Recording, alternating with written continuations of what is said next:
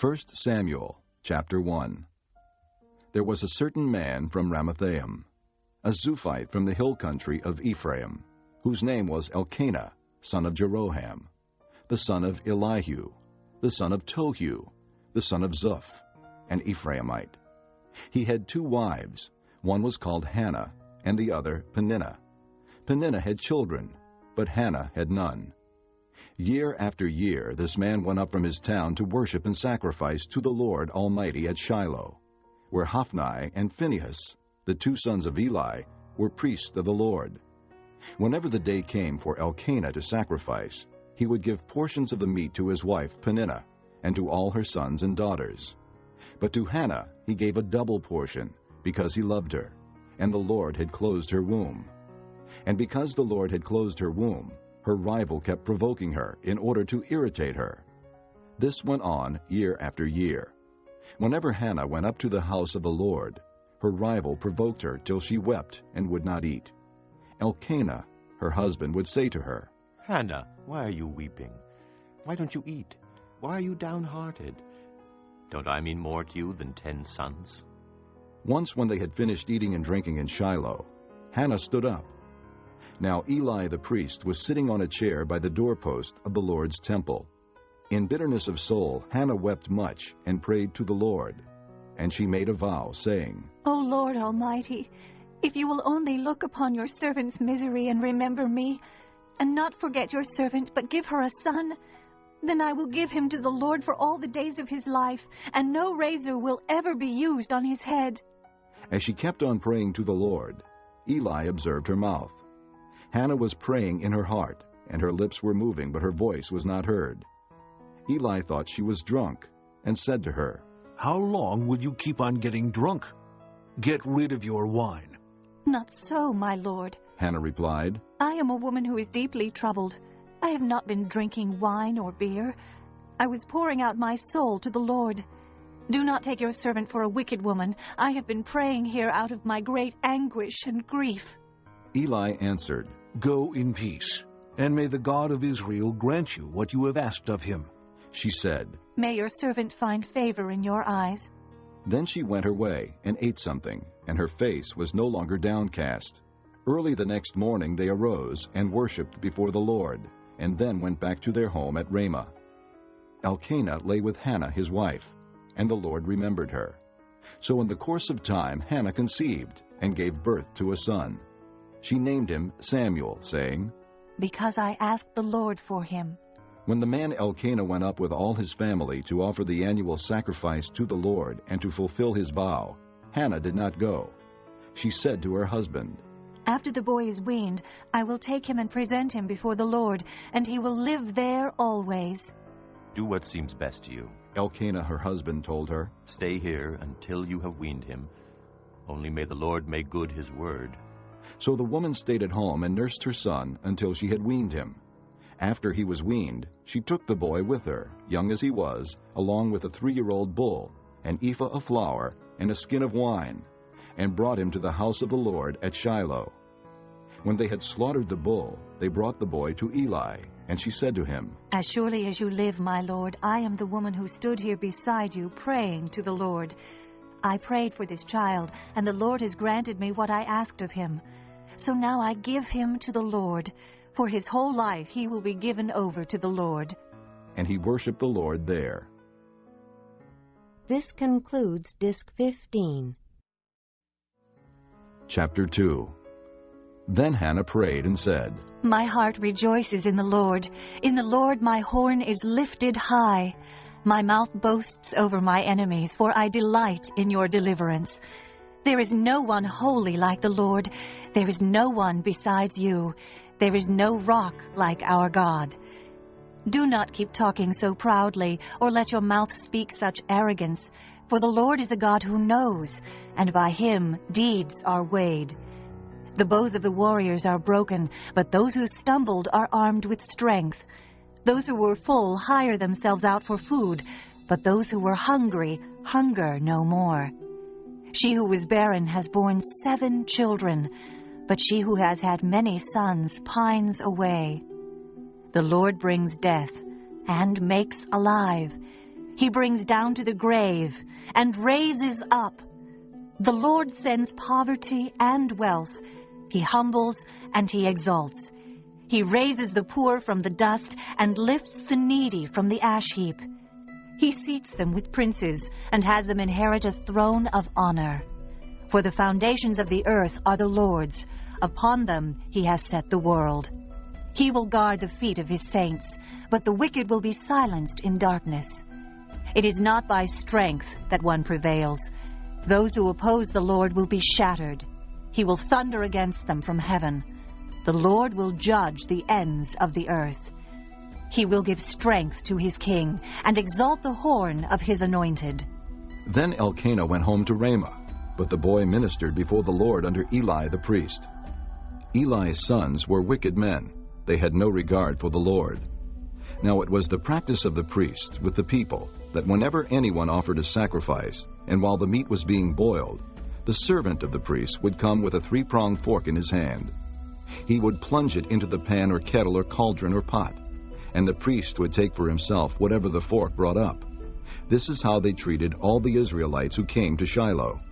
But even before the fat was burned, the servant of the priest would come and say to the man who was sacrificing, "Give the priest some meat to roast. He won't accept boiled meat from you, but only raw." If the man said to him, "Let the fat be burned up first, and then take whatever you want," the servant would then answer, "No, hand it over now. If you don't, I'll take it by force." This sin of the young men was very great in the Lord's sight, for they were treating the Lord's offering with contempt. But Samuel was ministering before the Lord, a boy wearing a linen ephod.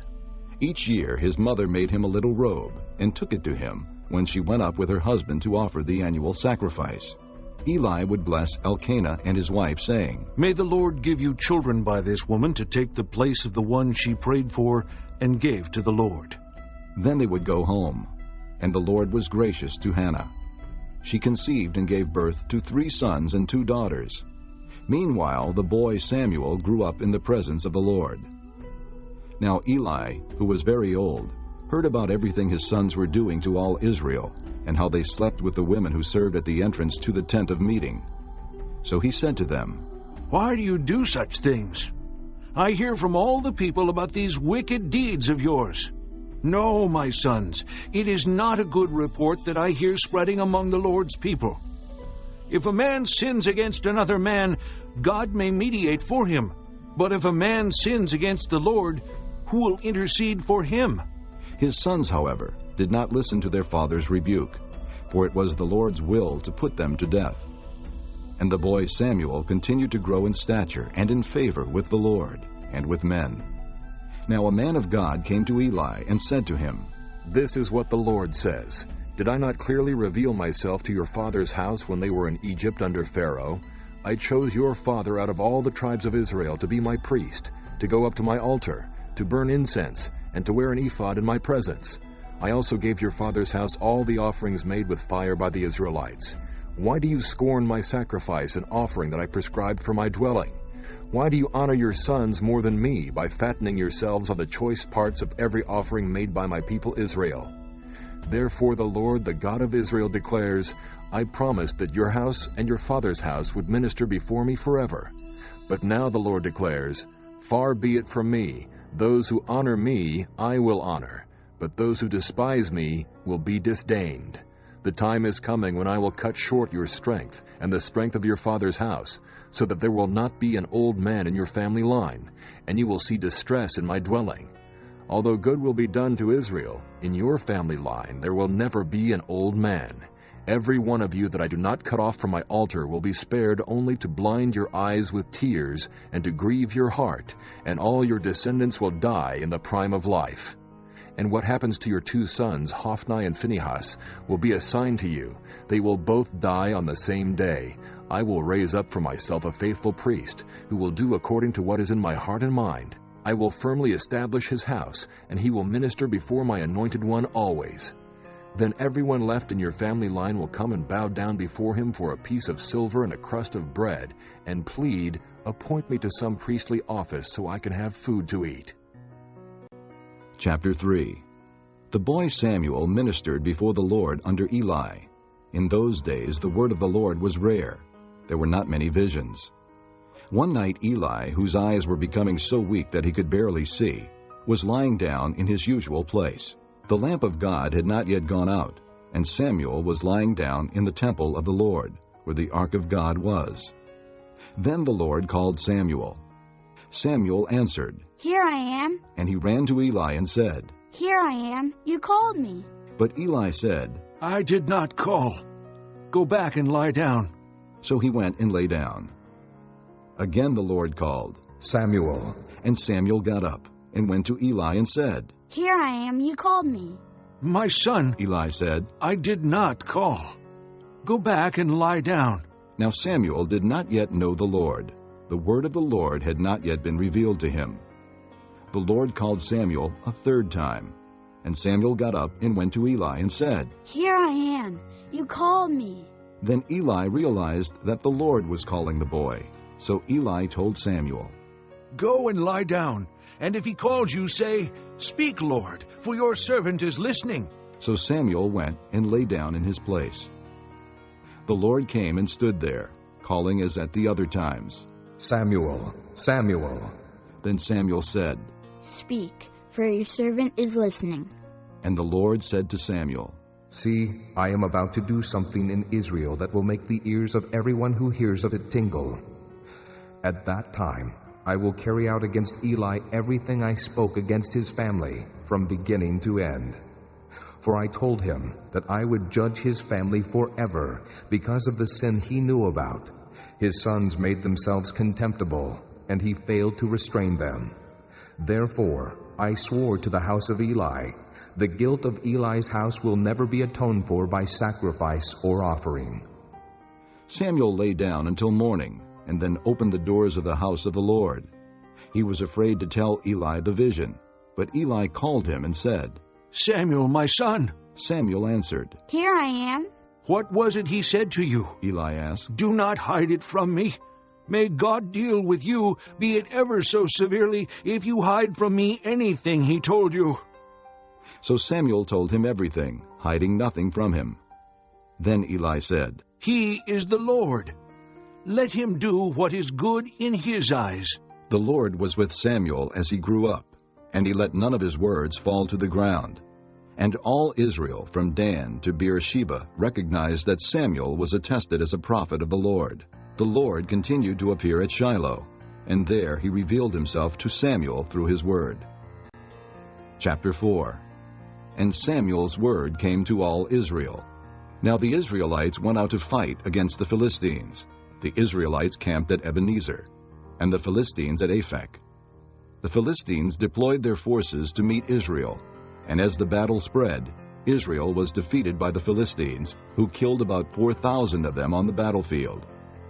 When the soldiers returned to camp, the elders of Israel asked, Why did the Lord bring defeat upon us today before the Philistines? Let us bring the ark of the Lord's covenant from Shiloh, so that it may go with us and save us from the hand of our enemies. So the people sent men to Shiloh, and they brought back the ark of the covenant of the Lord Almighty, who is enthroned between the cherubim. And Eli's 2 sons, Hophni and Phinehas, were there with the ark of the covenant of God. When the ark of the Lord's covenant came into the camp, all Israel raised such a great shout that the ground shook. Hearing the uproar, the Philistines asked, What's all this shouting in the Hebrew camp? When they learned that the ark of the Lord had come into the camp, the Philistines were afraid. A god has come into the camp, they said. We're in trouble. Nothing like this has happened before. Woe to us! Who will deliver us from the hand of these mighty gods? They are the gods who struck the Egyptians with all kinds of plagues in the desert. Be strong, Philistines. Be men, or you will be subject to the Hebrews as they have been to you. Be men and fight. So the Philistines fought, and the Israelites were defeated, and every man fled to his tent. The slaughter was very great. Israel lost 30,000 foot soldiers. The ark of God was captured, and Eli's 2 sons, Hophni and Phinehas, died. That same day, a Benjamite ran from the battle line and went to Shiloh, his clothes torn and dust on his head.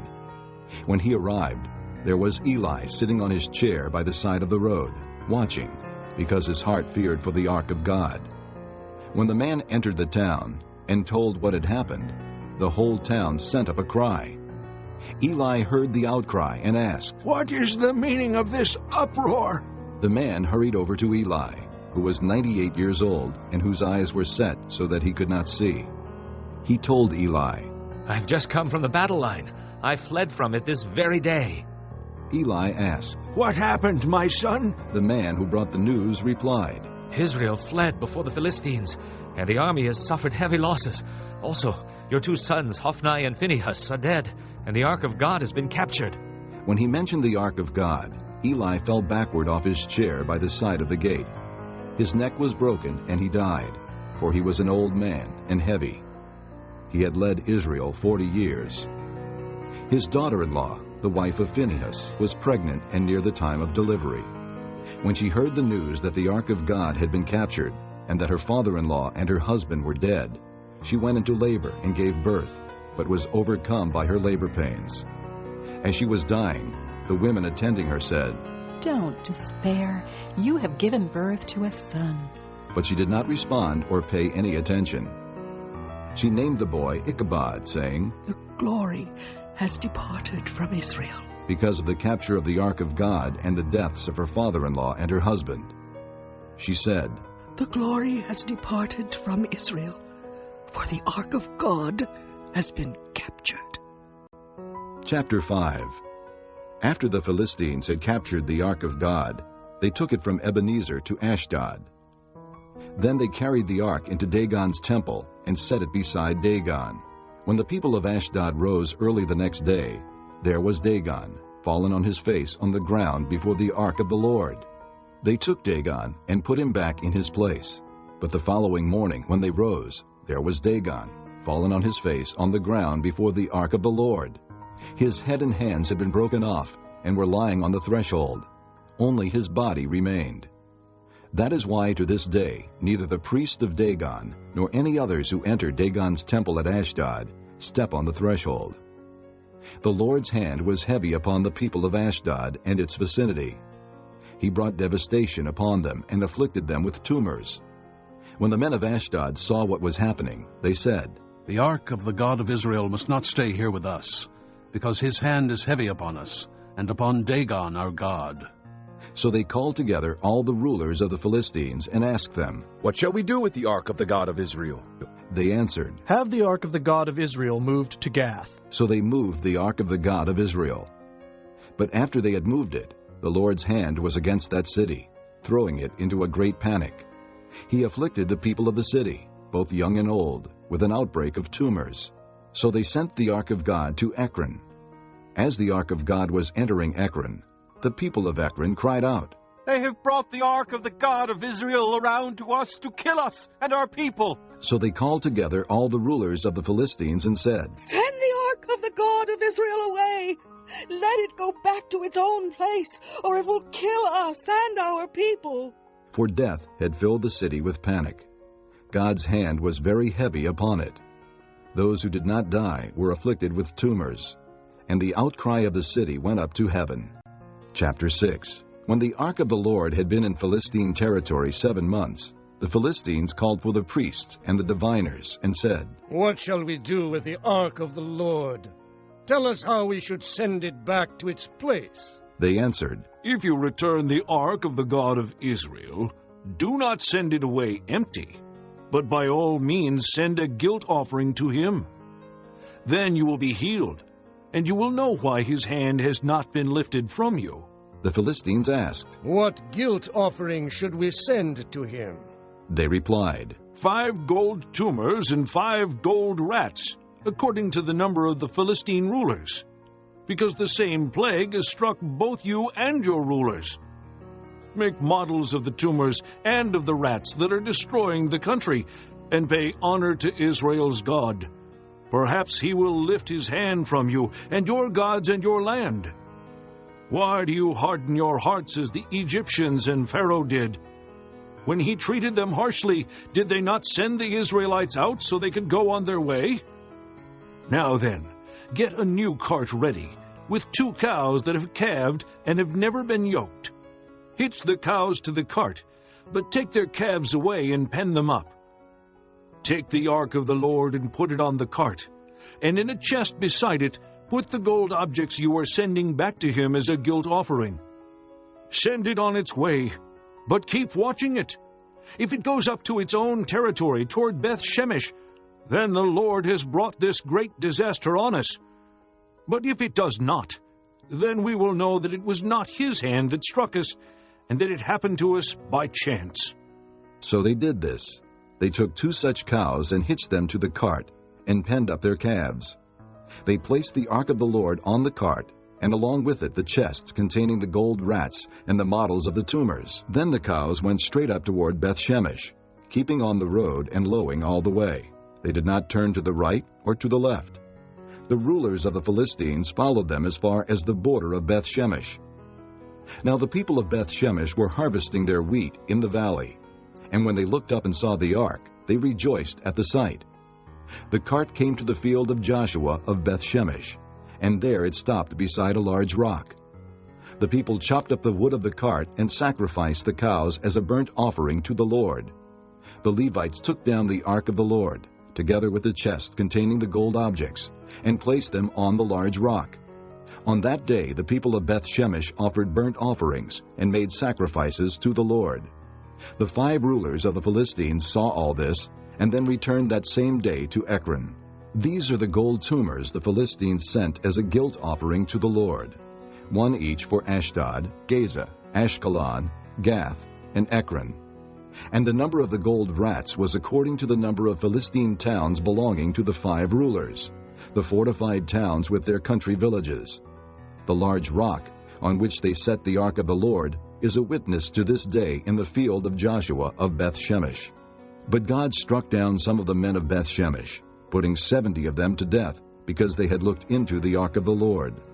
The people mourned because of the heavy blow the Lord had dealt them. And the men of Beth-Shemesh asked, "Who can stand in the presence of the Lord, this holy God? To whom will the ark go up from here?" Then they sent messengers to the people of Kiriath-Jearim, saying, "The Philistines have returned the ark of the Lord. Come down and take it up to your place." Chapter 7. So the men of Kiriath-Jearim came and took up the ark of the Lord. They took it to Abinadab's house on the hill, and consecrated Eleazar his son to guard the ark of the Lord. It was a long time, 20 years in all, that the ark remained at Kiriath-Jearim, and all the people of Israel mourned and sought after the Lord. And Samuel said to the whole house of Israel, "If you are returning to the Lord with all your hearts, then rid yourselves of the foreign gods and the Ashtoreths, and commit yourselves to the Lord, and serve him only. And he will deliver you out of the hand of the Philistines." So the Israelites put away their Baals and Ashtoreths, and served the Lord only. Then Samuel said, "Assemble all Israel at Mizpah, and I will intercede with the Lord for you." When they had assembled at Mizpah, they drew water and poured it out before the Lord. On that day they fasted, and there they confessed, "We have sinned against the Lord." And Samuel was leader of Israel at Mizpah. When the Philistines heard that Israel had assembled at Mizpah, the rulers of the Philistines came up to attack them. And when the Israelites heard of it, they were afraid because of the Philistines. They said to Samuel, "Do not stop crying out to the Lord our God for us, that he may rescue us from the hand of the Philistines." Then Samuel took a suckling lamb and offered it up as a whole burnt offering to the Lord. He cried out to the Lord on Israel's behalf, and the Lord answered him. While Samuel was sacrificing the burnt offering, the Philistines drew near to engage Israel in battle. But that day the Lord thundered with loud thunder against the Philistines, and threw them into such a panic that they were routed before the Israelites. The men of Israel rushed out of Mizpah and pursued the Philistines, slaughtering them along the way to a point below Beth-Kar. Then Samuel took a stone and set it up between Mizpah and Shen. He named it Ebenezer, saying, "Thus far has the Lord helped us." So the Philistines were subdued and did not invade Israelite territory again. Throughout Samuel's lifetime, the hand of the Lord was against the Philistines. The towns from Ekron to Gath that the Philistines had captured from Israel were restored to her, and Israel delivered the neighboring territory from the power of the Philistines. And there was peace between Israel and the Amorites. Samuel continued as judge over Israel all the days of his life. From year to year, he went on a circuit from Bethel to Gilgal to Mizpah, judging Israel in all those places. But he always went back to Ramah, where his home was, and there he also judged Israel. And he built an altar there to the Lord. Chapter 8. When Samuel grew old, he appointed his sons as judges for Israel. The name of his firstborn was Joel, and the name of his second was Abijah, and they served at Beersheba. But his sons did not walk in his ways. They turned aside after dishonest gain, and accepted bribes and perverted justice. So all the elders of Israel gathered together and came to Samuel at Ramah. They said to him, "You are old, and your sons do not walk in your ways. Now appoint a king to lead us, such as all the other nations have." But when they said, "Give us a king to lead us," this displeased Samuel. So he prayed to the Lord. And the Lord told him, "Listen to all that the people are saying to you. It is not you they have rejected, but they have rejected me as their king, as they have done from the day I brought them up out of Egypt until this day, forsaking me and serving other gods, so they are doing to you. Now listen to them, but warn them solemnly, and let them know what the king who will reign over them will do." Samuel told all the words of the Lord to the people who were asking him for a king. He said, "This is what the king who will reign over you will do. He will take your sons and make them serve with his chariots and horses, and they will run in front of his chariots. Some he will assign to be commanders of thousands, and commanders of 50s, and others to plow his ground and reap his harvest, and still others to make weapons of war and equipment for his chariots. He will take your daughters to be perfumers and cooks and bakers. He will take the best of your fields and vineyards and olive groves and give them to his attendants. He will take 1/10 of your grain and of your vintage and give it to his officials and attendants. Your men servants and maidservants and the best of your cattle and donkeys he will take for his own use. He will take 1/10 of your flocks, and you yourselves will become his slaves. When that day comes, you will cry out for relief from the king you have chosen, and the Lord will not answer you in that day." But the people refused to listen to Samuel. "No," they said, "we want a king over us. Then we will be like all the other nations, with a king to lead us and to go out before us and fight our battles." When Samuel heard all that the people said, he repeated it before the Lord. The Lord answered, "Listen to them, and give them a king." Then Samuel said to the men of Israel, "Everyone go back to his town." Chapter 9. There was a Benjamite, a man of standing, whose name was Kish, son of Abiel, the son of Zeror, the son of Bechorath, the son of Aphiah of Benjamin. He had a son named Saul, an impressive young man without equal among the Israelites, a head taller than any of the others. Now the donkeys belonging to Saul's father Kish were lost, and Kish said to his son Saul, "Take one of the servants with you, and go and look for the donkeys." So he passed through the hill country of Ephraim, and through the area around Shalisha, but they did not find them. They went on into the district of Shalem, but the donkeys were not there. Then he passed through the territory of Benjamin, but they did not find them. When they reached the district of Zuph, Saul said to the servant who was with him, "Come, let's go back, or my father will stop thinking about the donkeys and start worrying about us." But the servant replied, "Look, in this town there is a man of God. He is highly respected, and everything he says comes true. Let's go there now. Perhaps he will tell us what way to take." Saul said to his servant, "If we go, what can we give the man? The food in our sacks is gone. We have no gift to take to the man of God. What do we have?" The servant answered him again. "Look," he said, "I have 1/4 of a shekel of silver. I will give it to the man of God, so that he will tell us what way to take." Formerly in Israel, if a man went to inquire of God, he would say, "Come, let us go to the seer," because the prophet of today used to be called a seer. "Good," Saul said to his servant. "Come, let's go." So they set out for the town where the man of God was. As they were going up the hill to the town, they met some girls coming out to draw water. And they asked them, "Is the seer here?" "He is," they answered. "He's ahead of you. Hurry now. He has just come to our town today, for the people have a sacrifice at the high place. As soon as you enter the town, you will find him before he goes up to the high place to eat. The people will not begin eating until he comes, because he must bless the sacrifice. Afterward, those who are invited will eat. Go up now. You should find him about this time." They went up to the town, and as they were entering it, there was Samuel, coming toward them on his way up to the high place. Now the day before Saul came, the Lord had revealed this to Samuel. "About this time tomorrow, I will send you a man from the land of Benjamin. Anoint him leader over my people Israel. He will deliver my people from the hand of the Philistines. I have looked upon my people, for their cry has reached me." When Samuel caught sight of Saul, the Lord said to him, "This is the man I spoke to you about. He will govern my people." Saul approached Samuel in the gateway and asked, "Would you please tell me where the seer's house is?" "I am the seer," Samuel replied. "Go up ahead of me to the high place, for today you are to eat with me. And in the morning I will let you go and will tell you all that is in your heart. As for the donkeys you lost 3 days ago, do not worry about them. They have been found. And to whom is all the desire of Israel turned? If not to you and all your father's family?" Saul answered, "But am I not a Benjamite from the smallest tribe of Israel? And is not my clan the least of all the clans of the tribe of Benjamin? Why do you say such a thing to me?" Then Samuel brought Saul and his servant into the hall and seated them at the head of those who were invited, about 30 in number.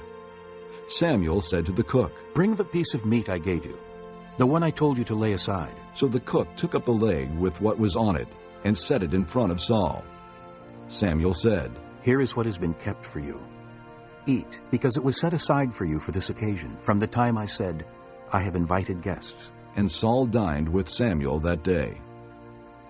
After they came down from the high place to the town, Samuel talked with Saul on the roof of his house. They rose about daybreak, and Samuel called to Saul on the roof, "Get ready, and I will send you on your way." When Saul got ready, he and Samuel went outside together. As they were going down to the edge of the town, Samuel said to Saul, "Tell the servant to go on ahead of us." And the servant did so. "But you stay here a while, so that I may give you a message from God." Chapter 10. Then Samuel took a flask of oil and poured it on Saul's head and kissed him, saying, "Has not the Lord anointed you leader over his inheritance? When you leave me today, you will meet 2 men near Rachel's tomb at Zelzah, on the border of Benjamin. They will say to you, 'The donkeys you set out to look for have been found, and now your father has stopped thinking about them and is worried about you. He is asking, "What shall I do about my son?" Then you will go on from there until you reach the great tree of Tabor. 3 men going up to God at Bethel will meet you there. One will be carrying 3 young goats, another 3 loaves of bread, and another a skin of wine. They will greet you and offer you 2 loaves of bread, which you will accept from them. After that you will go to Gibeah of God, where there is a Philistine outpost. As you approach the town, you will meet a procession of prophets coming down from the high place, with lyres, tambourines, flutes, and harps being played before them. And they will be prophesying. The Spirit of the Lord will come upon you in power, and you will prophesy with them, and you will be changed into a different person. Once these signs are fulfilled, do whatever your hand finds to do, for God is with you. Go down ahead of me to Gilgal. I will surely come down to you to sacrifice burnt offerings and fellowship offerings. But you must wait 7 days until I come to you and tell you what you are to do." As Saul turned to leave Samuel, God changed Saul's heart, and all these signs were fulfilled that day. When they arrived at Gibeah, a procession of prophets met him. The Spirit of God came upon him in power, and he joined in their prophesying. When all those who had formerly known him saw him prophesying with the prophets, they asked each other, "What is this that has happened to the son of Kish? Is Saul also among the prophets?" A man who lived there answered, "And who is their father?" So it became a saying, "Is Saul also among the prophets?" After Saul stopped prophesying, he went to the high place. Now Saul's uncle asked him and his servant, "Where have you been?" "Looking for the donkeys," he said. "But when we saw they were not to be found, we went to Samuel." Saul's uncle said, "Tell me what Samuel said to you." Saul replied, He assured us that the donkeys had been found. But he did not tell his uncle what Samuel had said about the kingship. Samuel summoned the people of Israel to the Lord at Mizpah and said to them, This is what the Lord, the God of Israel, says. I brought Israel up out of Egypt, and I delivered you from the power of Egypt and all the kingdoms that oppressed you. But you have now rejected your God, who saves you out of all your calamities and distresses. And you have said, No, set a king over us. So now present yourselves before the Lord by your tribes and clans. When Samuel brought all the tribes of Israel near, the tribe of Benjamin was chosen. Then he brought forward the tribe of Benjamin, clan by clan, and Matri's clan was chosen. Finally Saul, son of Kish, was chosen. But when they looked for him, he was not to be found. So they inquired further of the Lord. Has the man come here yet? And the Lord said, Yes, he has hidden himself among the baggage. They ran and brought him out. And as he stood among the people, he was a head taller than any of the others. Samuel said to all the people, Do you see the man the Lord has chosen? There is no one like him among all the people. Then the people shouted, Long live the king! Samuel explained to the people the regulations of the kingship. He wrote them down on a scroll and deposited it before the Lord. Then Samuel dismissed the people, each to his own home. Saul also went to his home in Gibeah, accompanied by valiant men whose hearts God had touched. But some troublemakers said, How can this fellow save us? They despised him and brought him no gifts. But Saul kept silent. Chapter 11. Nahash the Ammonite went up and besieged Jabesh-Gilead. And all the men of Jabesh said to him, Make a treaty with us, and we will be subject to you. But Nahash the Ammonite replied, I will make a treaty with you only on the condition that I gouge out the right eye of every one of you, and so bring disgrace on all Israel. The elders of Jabesh said to him, Give us 7 days so we can send messengers throughout Israel. If no one comes to rescue us, we will surrender to you. When the messengers came to Gibeah of Saul and reported these terms to the people, they all wept aloud. Just then Saul was returning from the fields behind his oxen, and he asked, What is wrong with the people? Why are they weeping? Then they repeated to him what the men of Jabesh had said. When Saul heard their words, the Spirit of God came upon him in power, and he burned with anger. He took a pair of oxen, cut them into pieces, and sent the pieces by messengers throughout Israel, proclaiming, This is what will be done to the oxen of anyone who does not follow Saul and Samuel. Then the terror of the Lord fell on the people, and they turned out as one man. When Saul mustered them at Bezek, the men of Israel numbered 300,000, and the men of Judah 30,000.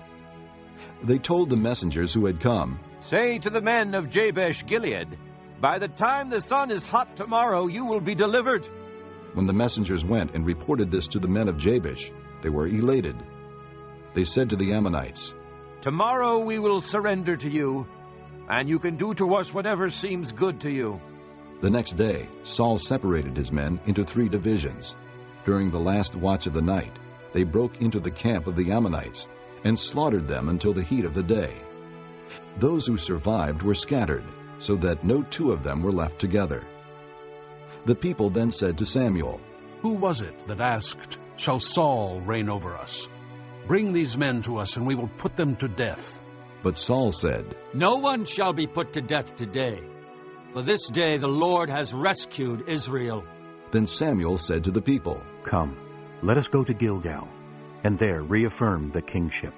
So all the people went to Gilgal and confirmed Saul as king in the presence of the Lord. There they sacrificed fellowship offerings before the Lord, and Saul and all the Israelites held a great celebration. Chapter 12. Samuel said to all Israel, I have listened to everything you said to me, and have set a king over you. Now you have a king as your leader. As for me, I am old and gray, and my sons are here with you. I have been your leader from my youth until this day. Here I stand. Testify against me in the presence of the Lord and his anointed. Whose ox have I taken?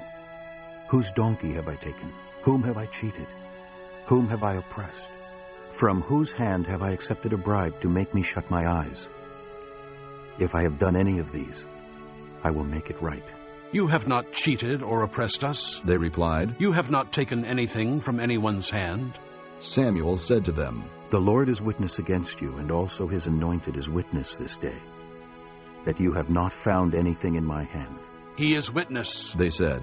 Then Samuel said to the people, "It is the Lord who appointed Moses and Aaron, and brought your forefathers up out of Egypt. Now then, stand here, because I am going to confront you with evidence before the Lord as to all the righteous acts performed by the Lord for you and your fathers." After Jacob entered Egypt, they cried to the Lord for help, and the Lord sent Moses and Aaron, who brought your forefathers out of Egypt, and settled them in this place. But they forgot the Lord their God. So he sold them into the hand of Sisera, the commander of the army of Hazor, and into the hands of the Philistines, and the king of Moab, who fought against them. They cried out to the Lord and said, "We have sinned. We have forsaken the Lord, and served the Baals and the Ashtoreths. But now, deliver us from the hands of our enemies, and we will serve you." Then the Lord sent Jerubbaal, Barak, Jephthah, and Samuel, and he delivered you from the hands of your enemies on every side, so that you lived securely. But when you saw that Nahash, king of the Ammonites, was moving against you, you said to me, "No, we want a king to rule over us, even though the Lord your God was your king. Now here is the king you have chosen, the one you asked for.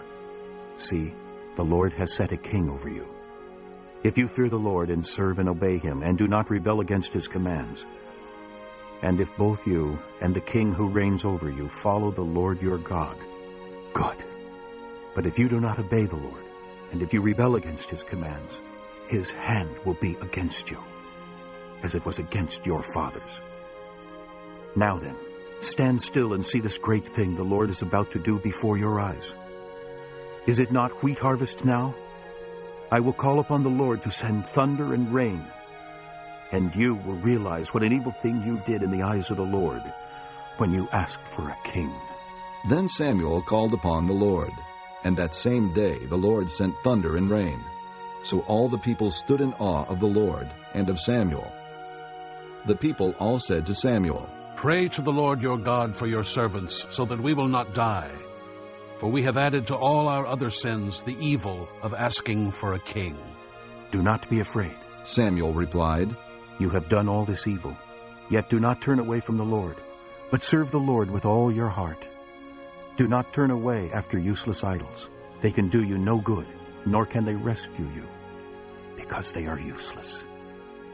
For the sake of his great name, the Lord will not reject his people, because the Lord was pleased to make you his own. As for me, far be it from me that I should sin against the Lord by failing to pray for you. And I will teach you the way that is good and right. But be sure to fear the Lord, and to serve him faithfully with all your heart. Consider what great things he has done for you. Yet if you persist in doing evil, both you and your king will be swept away." Chapter 13. Saul was 30 years old when he became king, and he reigned over Israel 42 years. Saul chose 3,000 men from Israel. 2,000 were with him at Michmash and in the hill country of Bethel, and 1,000 were with Jonathan at Gibeah in Benjamin. The rest of the men he sent back to their homes. Jonathan attacked the Philistine outpost at Geba, and the Philistines heard about it. Then Saul had the trumpet blown throughout the land and said, "Let the Hebrews hear." So all Israel heard the news.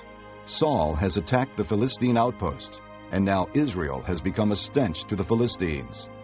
And the people were summoned to join Saul at Gilgal. The Philistines assembled to fight Israel, with 3,000 chariots, 6,000 charioteers, and soldiers as numerous as the sand on the seashore.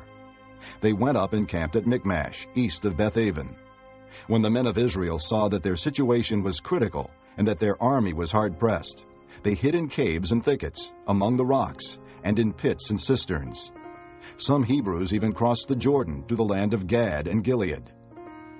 Saul remained at Gilgal, and all the troops with him were quaking with fear. He waited 7 days, the time set by Samuel. But Samuel did not come to Gilgal, and Saul's men began to scatter. So he said, "Bring me the burnt offering and the fellowship offerings." And Saul offered up the burnt offering. Just as he finished making the offering, Samuel arrived, and Saul went out to greet him. "What have you done?" asked Samuel. Saul replied, "When I saw that the men were scattering, and that you did not come at the set time, and that the Philistines were assembling at Michmash, I thought, now the Philistines will come down against me at Gilgal, and I have not sought the Lord's favor. So I felt compelled to offer the burnt offering." "You acted foolishly," Samuel said. "You have not kept the command the Lord your God gave you. If you had, he would have established your kingdom over Israel for all time. But now your kingdom will not endure. The Lord has sought out a man after his own heart and appointed him leader of his people, because you have not kept the Lord's command." Then Samuel left Gilgal and went up to Gibeah in Benjamin, and Saul counted the men who were with him. They numbered about 600. Saul and his son Jonathan and the men with them were staying in Gibeah in Benjamin, while the Philistines camped at Michmash. Raiding parties went out from the Philistine camp in 3 detachments. One turned toward Ophrah in the vicinity of Shul, another toward Beth-horon, and the third toward the borderland overlooking the valley of Zeboim, facing the desert. Not a blacksmith could be found in the whole land of Israel, because the Philistines had said, "Otherwise the Hebrews will make swords or spears." So all Israel went down to the Philistines to have their plowshares, mattocks, axes, and sickles sharpened. The price was 2/3 of a shekel for sharpening plowshares and mattocks, and 1/3 of a shekel for sharpening forks and axes and for repointing goads. So on the day of the battle, not a soldier with Saul and Jonathan had a sword or spear in his hand. Only Saul and his son Jonathan had them. Now a detachment of Philistines had gone out to the pass at Michmash. Chapter 14. One day Jonathan, son of Saul, said to the young man bearing his armor, "Come, let's go over to the Philistine outpost on the other side." But he did not tell his father. Saul was staying on the outskirts of Gibeah under a pomegranate tree in Migron. With him were about 600 men, among whom was Ahijah, who was wearing an ephod. He was a son of Ichabod's brother Ahitub, son of Phinehas, the son of Eli, the Lord's priest in Shiloh. No one was aware that Jonathan had left.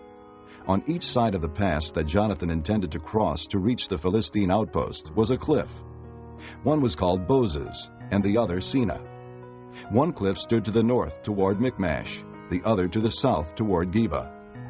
Jonathan said to his young armor-bearer, "Come, let's go over to the outpost of those uncircumcised fellows. Perhaps the Lord will act in our behalf. Nothing can hinder the Lord from saving, whether by many or by few." "Do all that you have in mind," his armor-bearer said. "Go ahead. I am with you, heart and soul." Jonathan said, "Come then. We will cross over toward the men and let them see us. If they say to us, 'Wait there until we come to you,' we will stay where we are and not go up to them. But if they say, 'Come up to us,' we will climb up, because that will be our sign that the Lord has given them into our hands." So both of them showed themselves to the Philistine outpost. "Look," said the Philistines, "the Hebrews are crawling out of the holes they were hiding in." The men of the outpost shouted to Jonathan and his armor-bearer, "Come up to us, and we'll teach you a lesson." So Jonathan said to his armor-bearer, "Climb up after me. The Lord has given them into the hand of Israel." Jonathan climbed up, using his hands and feet, with his armor-bearer right behind him. The Philistines fell before Jonathan, and his armor-bearer followed and killed behind him. In that first attack, Jonathan and his armor-bearer killed some 20 men in an area of about half an acre. Then panic struck the whole army, those in the camp and field, and those in the outposts and raiding parties, and the ground shook. It was a panic sent by God. Saul's lookouts at Gibeah in Benjamin saw the army melting away in all directions. Then Saul said to the men who were with him, "Muster the forces and see who has left us." When they did, it was Jonathan and his armor-bearer who were not there. Saul said to Ahijah, "Bring the ark of God." At that time it was with the Israelites. While Saul was talking to the priest, the tumult in the Philistine camp increased more and more. So Saul said to the priest, "Withdraw your hand." Then Saul and all his men assembled and went to the battle. They found the Philistines in total confusion, striking each other with their swords. Those Hebrews who had previously been with the Philistines and had gone up with them to their camp went over to the Israelites who were with Saul and Jonathan. When all the Israelites who had hidden in the hill country of Ephraim heard that the Philistines were on the run, they joined the battle in hot pursuit. So the Lord rescued Israel that day, and the battle moved on beyond Beth-aven. Now the men of Israel were in distress that day, because Saul had bound the people under an oath, saying, Cursed be any man who eats food before evening comes, before I have avenged myself on my enemies. So none of the troops tasted food. The entire army entered the woods, and there was honey on the ground. When they went into the woods, they saw the honey oozing out, yet no one put his hand to his mouth, because they feared the oath. But Jonathan had not heard that his father had bound the people with the oath. So he reached out the end of the staff that was in his hand and dipped it into the honeycomb. He raised his hand to his mouth, and his eyes brightened. Then one of the soldiers told him, Your father bound the army under a strict oath, saying, Cursed be any man who eats food today. That is why the men are faint. Jonathan said, My father has made trouble for the country. See how my eyes brightened when I tasted a little of this honey. How much better it would have been if the men had eaten today some of the plunder they took from their enemies. Would not the slaughter of the Philistines have been even greater? That day, after the Israelites had struck down the Philistines from Michmash to Aijalon, they were exhausted. They pounced on the plunder, and taking sheep, cattle, and calves, they butchered them on the ground and ate them, together with the blood. Then someone said to Saul, Look, the men are sinning against the Lord by eating meat that has blood in it. You have broken faith, he said. Roll a large stone over here at once. Then he said, Go out among the men and tell them, Each of you bring me your cattle and sheep, and slaughter them here and eat them. Do not sin against the Lord by eating meat with blood still in it. So everyone brought his ox that night and slaughtered it there. Then Saul built an altar to the Lord. It was the first time he had done this. Saul said, Let us go down after the Philistines by night, and plunder them till dawn, and let us not leave one of them alive. Do whatever seems best to you, they replied. But the priest said, Let us inquire of God here. So Saul asked God, Shall I go down after the Philistines? Will you give them into Israel's hand? But God did not answer him that day. Saul therefore said, Come here, all you who are leaders of the army, and let us find out what sin has been committed today. As surely as the Lord who rescues Israel lives, even if it lies with my son Jonathan, he must die. But not one of the men said a word. Saul then said to all the Israelites, You stand over there. I and Jonathan my son will stand over here. Do what seems best to you, the men replied. Then Saul prayed to the Lord, the God of Israel, Give me the right answer. And Jonathan and Saul were taken by lot, and the men were cleared. Saul said, Cast the lot between me and Jonathan my son. And Jonathan was taken. Then Saul said to Jonathan, Tell me what you have done. So Jonathan told him, I merely tasted a little honey with the end of my staff, and now must I die? Saul said, May God deal with me, be it ever so severely, if you do not die, Jonathan. But the men said to Saul, Should Jonathan die, he who has brought about this great deliverance in Israel? Never. As surely as the Lord lives, not a hair of his head will fall to the ground, for he did this today with God's help. So the men rescued Jonathan, and he was not put to death. Then Saul stopped pursuing the Philistines, and they withdrew to their own land. After Saul had assumed rule over Israel, he fought against their enemies on every side: Moab, the Ammonites, Edom, the kings of Zobah, and the Philistines. Wherever he turned, he inflicted punishment on them. He fought valiantly and defeated the Amalekites, delivering Israel from the hands of those who had plundered them. Saul's sons were Jonathan, Ishvi, and Malchishua. The name of his older daughter was Merab, and that of the younger was Michal. His wife's name was Ahinoam, daughter of Ahimaaz. The name of the commander of Saul's army was Abner, son of Ner, and Ner was Saul's uncle. Saul's father Kish and Abner's father Ner were sons of Abiel. All the days of Saul there was bitter war with the Philistines, and whenever Saul saw a mighty or brave man, he took him into his service. Chapter 15. Samuel said to Saul, I am the one the Lord sent to anoint you king over his people Israel. So listen now to the message from the Lord. This is what the Lord Almighty says. I will punish the Amalekites for what they did to Israel when they waylaid them as they came up from Egypt. Now go, attack the Amalekites and totally destroy everything that belongs to them. Do not spare them. Put to death men and women, children and infants, cattle and sheep, camels and donkeys.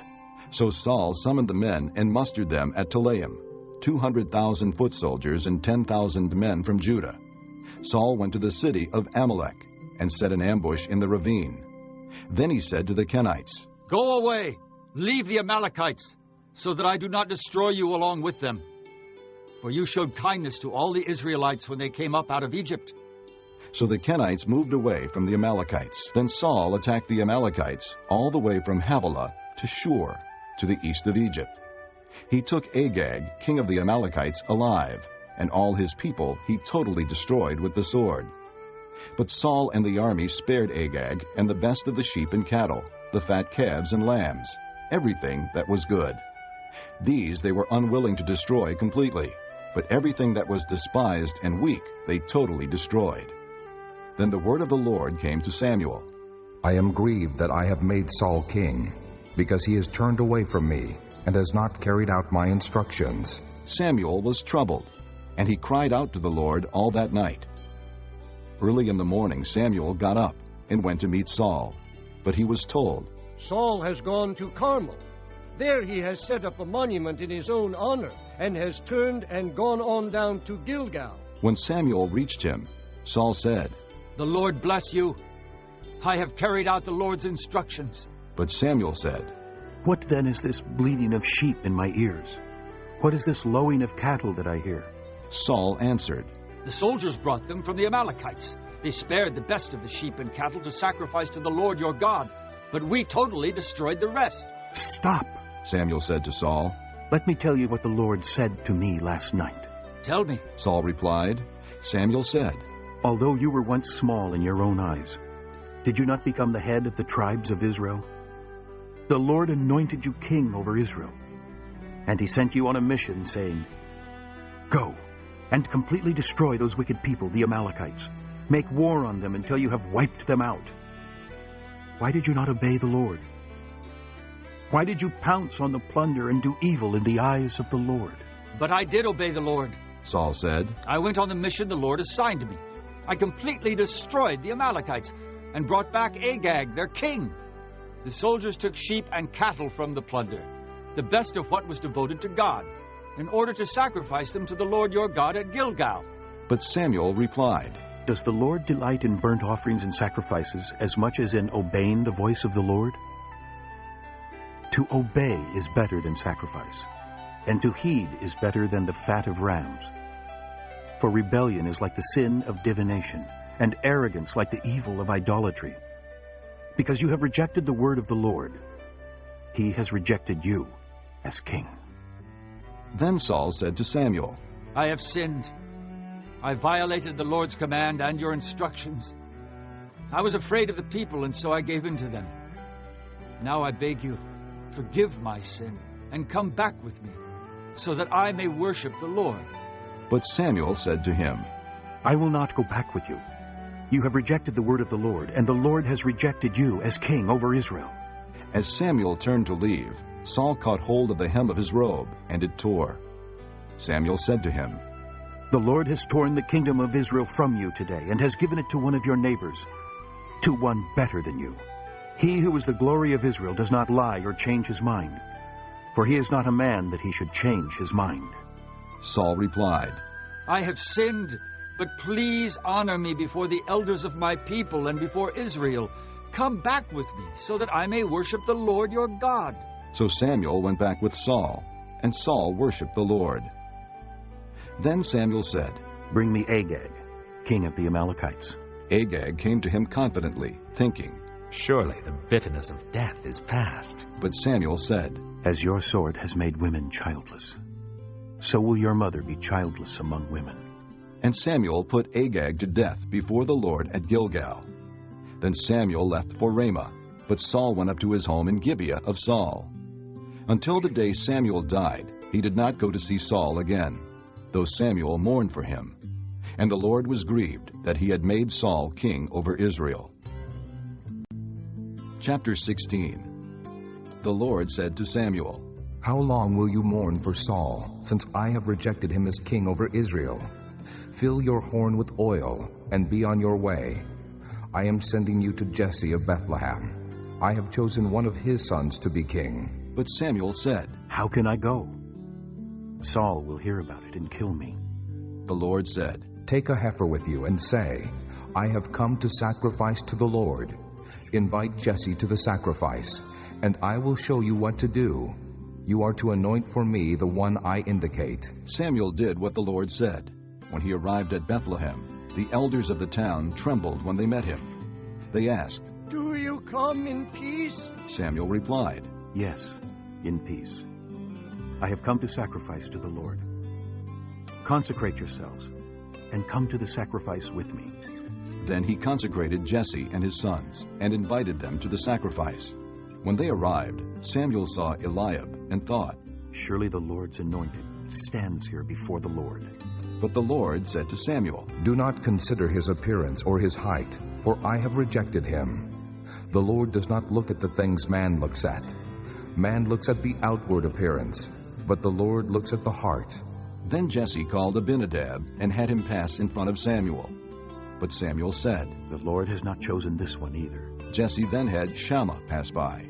But Samuel said, Nor has the Lord chosen this one. Jesse had 7 of his sons pass before Samuel.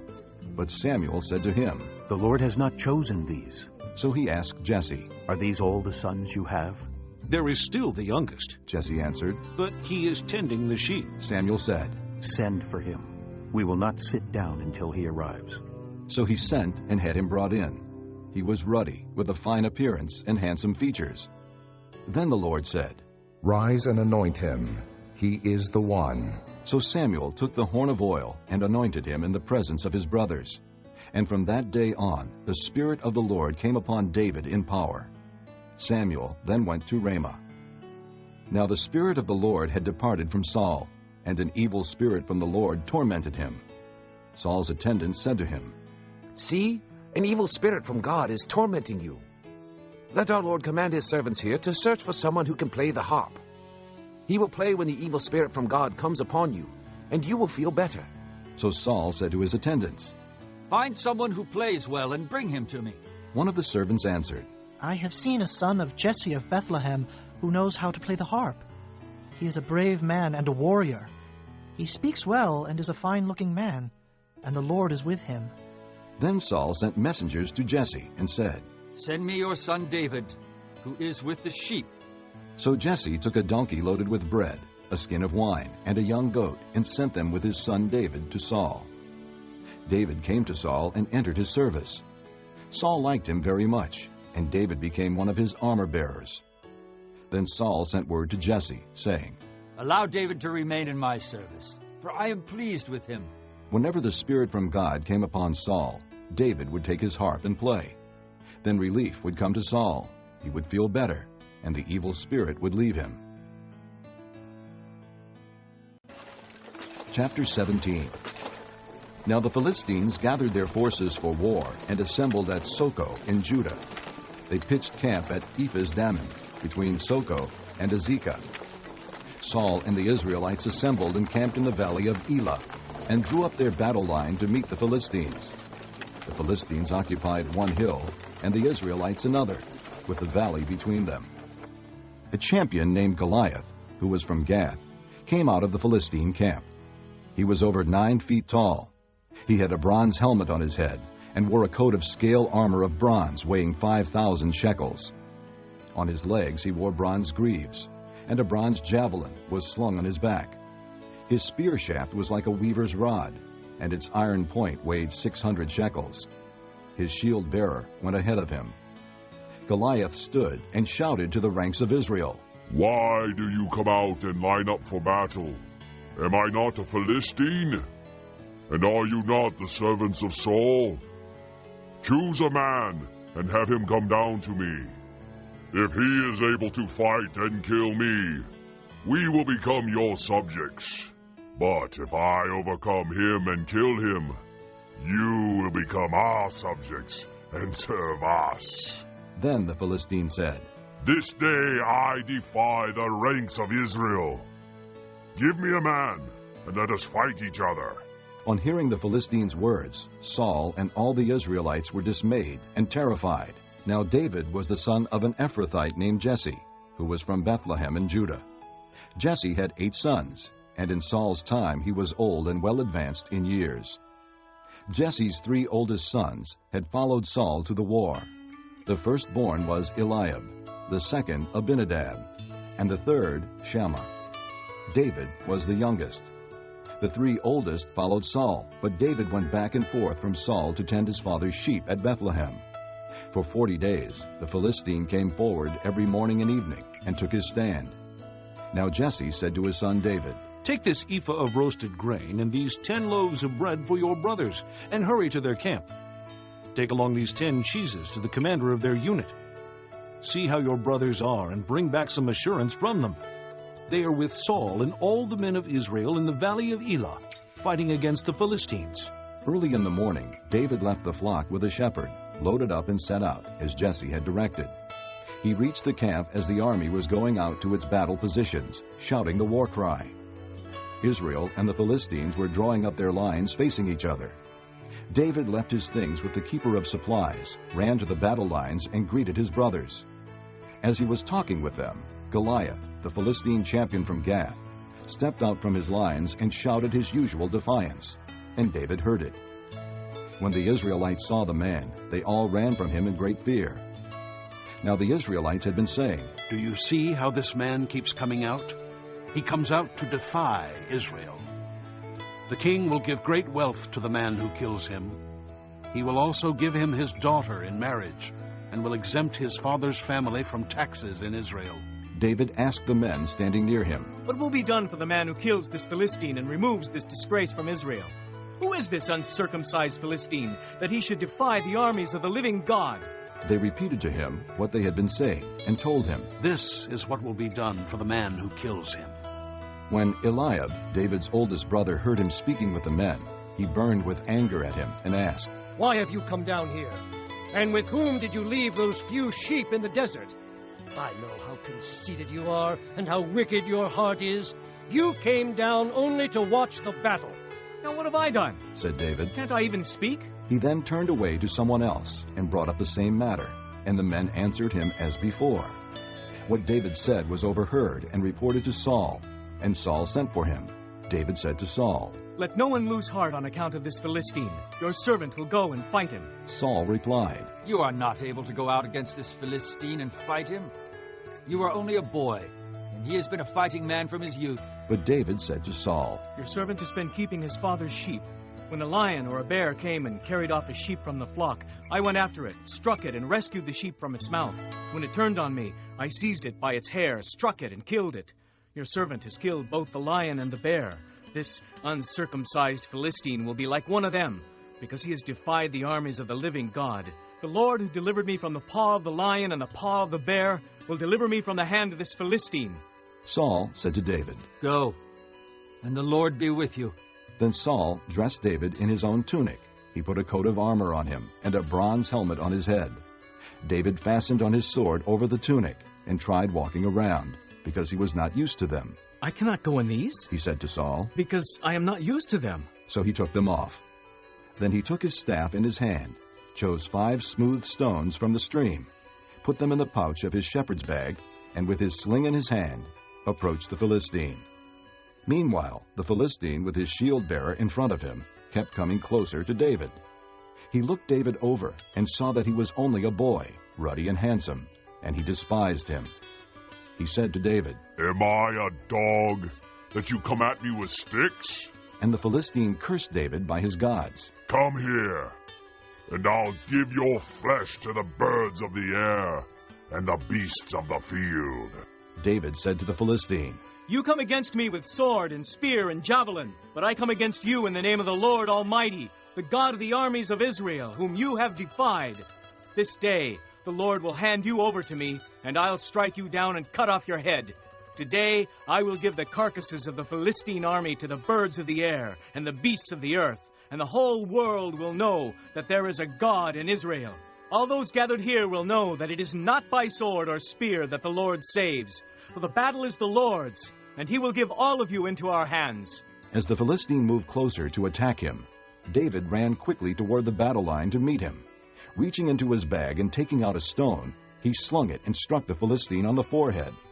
The stone sank into his forehead, and he fell face down on the ground. So David triumphed over the Philistine with a sling and a stone. Without a sword in his hand, he struck down the Philistine and killed him. David ran and stood over him. He took hold of the Philistine's sword and drew it from the scabbard. After he killed him, he cut off his head with the sword. When the Philistines saw that their hero was dead, they turned and ran. Then the men of Israel and Judah surged forward with a shout and pursued the Philistines to the entrance of Gath and to the gates of Ekron. Their dead were strewn along the Shearaim road to Gath and Ekron. When the Israelites returned from chasing the Philistines, they plundered their camp. David took the Philistines' head and brought it to Jerusalem, and he put the Philistines' weapons in his own tent. As Saul watched David going out to meet the Philistine, he said to Abner, commander of the army, "Abner, whose son is that young man?" Abner replied, "As surely as you live, O king, I don't know." The king said, "Find out whose son this young man is." As soon as David returned from killing the Philistine, Abner took him and brought him before Saul, with David still holding the Philistine's head. "Whose son are you, young man?" Saul asked him. David said, "I am the son of your servant Jesse of Bethlehem." This concludes Disc 16. Chapter 18. After David had finished talking with Saul, Jonathan became one in spirit with David, and he loved him as himself. From that day Saul kept David with him, and did not let him return to his father's house. And Jonathan made a covenant with David because he loved him as himself. Jonathan took off the robe he was wearing and gave it to David, along with his tunic, and even his sword, his bow, and his belt. Whatever Saul sent him to do, David did it so successfully that Saul gave him a high rank in the army. This pleased all the people, and Saul's officers as well. When the men were returning home after David had killed the Philistine, the women came out from all the towns of Israel to meet King Saul with singing and dancing, with joyful songs, and with tambourines and lutes. As they danced, they sang, "Saul has slain his thousands and David his tens of thousands." Saul was very angry. This refrain galled him. "They have credited David with tens of thousands," he thought, "but me with only thousands. What more can he get but the kingdom?" And from that time on, Saul kept a jealous eye on David. The next day, an evil spirit from God came forcefully upon Saul. He was prophesying in his house, while David was playing the harp, as he usually did. Saul had a spear in his hand, and he hurled it, saying to himself, "I'll pin David to the wall." But David eluded him twice.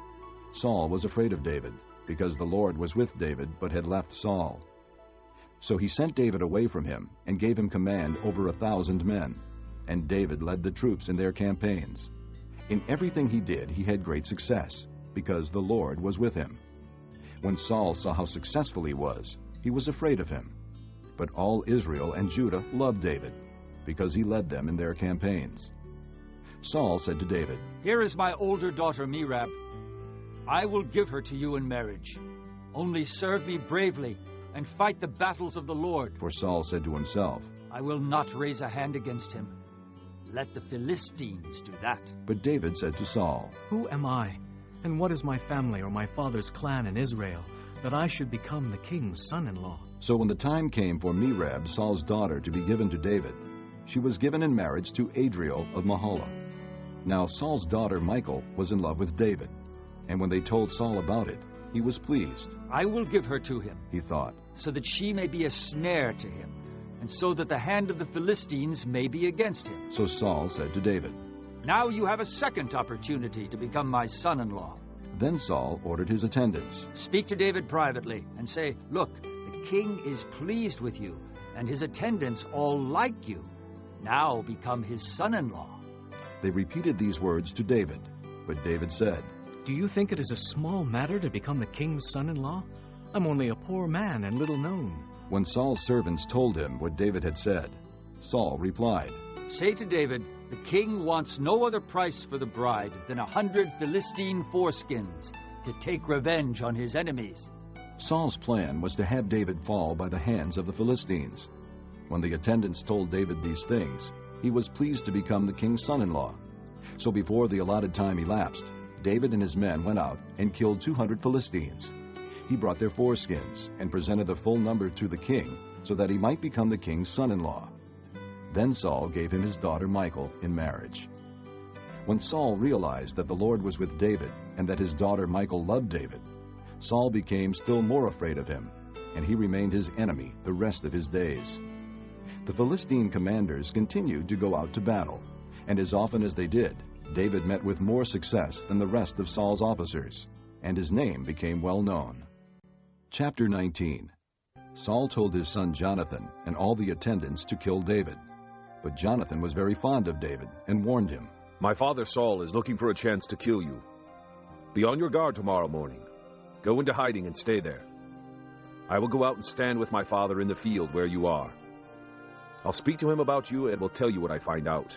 Jonathan spoke well of David to Saul, his father, and said to him, "Let not the king do wrong to his servant David. He has not wronged you, and what he has done has benefited you greatly. He took his life in his hands when he killed the Philistine. The Lord won a great victory for all Israel, and you saw it and were glad. Why then would you do wrong to an innocent man like David by killing him for no reason?" Saul listened to Jonathan and took this oath, "As surely as the Lord lives, David will not be put to death." So Jonathan called David and told him the whole conversation. He brought him to Saul, and David was with Saul as before. Once more war broke out, and David went out and fought the Philistines. He struck them with such force that they fled before him. But an evil spirit from the Lord came upon Saul as he was sitting in his house with his spear in his hand. While David was playing the harp, Saul tried to pin him to the wall with his spear, but David eluded him as Saul drove the spear into the wall. That night, David made good his escape. Saul sent men to David's house to watch it and to kill him in the morning. But Michal, David's wife, warned him, "If you don't run for your life tonight, tomorrow you'll be killed." So Michal let David down through a window, and he fled and escaped. Then Michal took an idol and laid it on the bed, covering it with a garment and putting some goat's hair at the head. When Saul sent the men to capture David, Michal said, "He is ill." Then Saul sent the men back to see David and told them, "Bring him up to me in his bed, so that I may kill him." But when the men entered, there was the idol in the bed, and at the head was some goat's hair. Saul said to Michal, "Why did you deceive me like this, and send my enemy away so that he escaped?" Michal told him, "He said to me, 'Let me get away. Why should I kill you?'" When David had fled and made his escape, he went to Samuel at Ramah and told him all that Saul had done to him. Then he and Samuel went to Naioth and stayed there.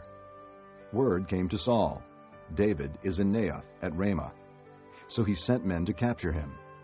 But when they saw a group of prophets prophesying, with Samuel standing there as their leader, the Spirit of God came upon Saul's men, and they also prophesied. Saul was told about it, and he sent more men, and they prophesied too. Saul sent men a third time, and they also prophesied.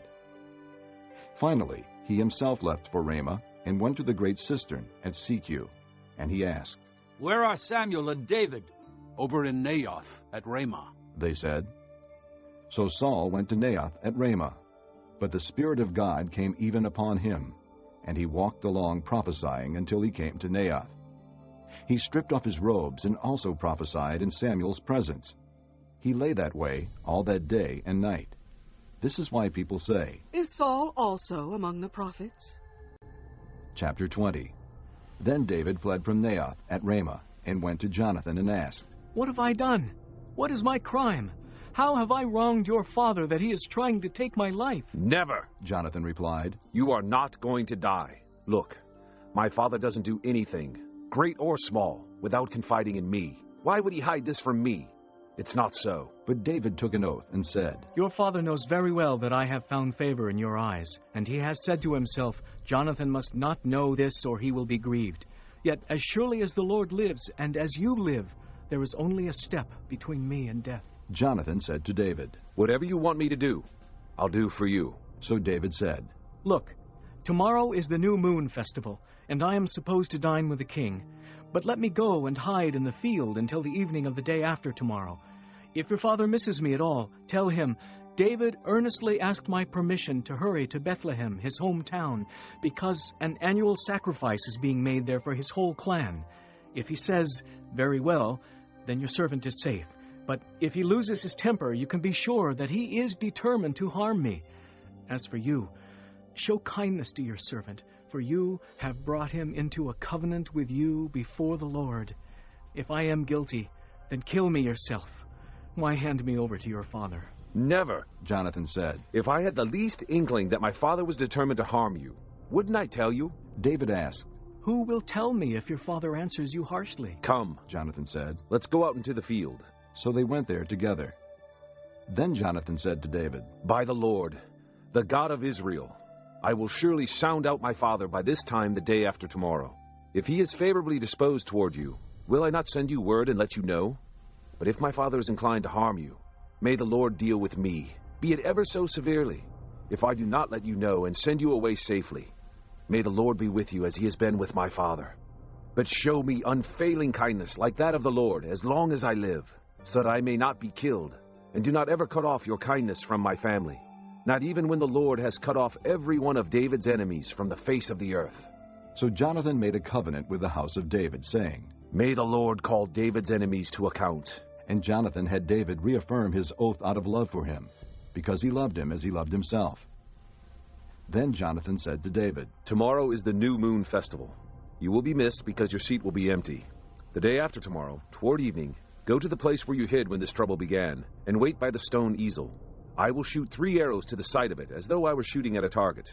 Then I will send a boy and say, Go find the arrows. If I say to him, Look, the arrows are on this side of you. Bring them here. Then come, because, as surely as the Lord lives, you are safe. There is no danger.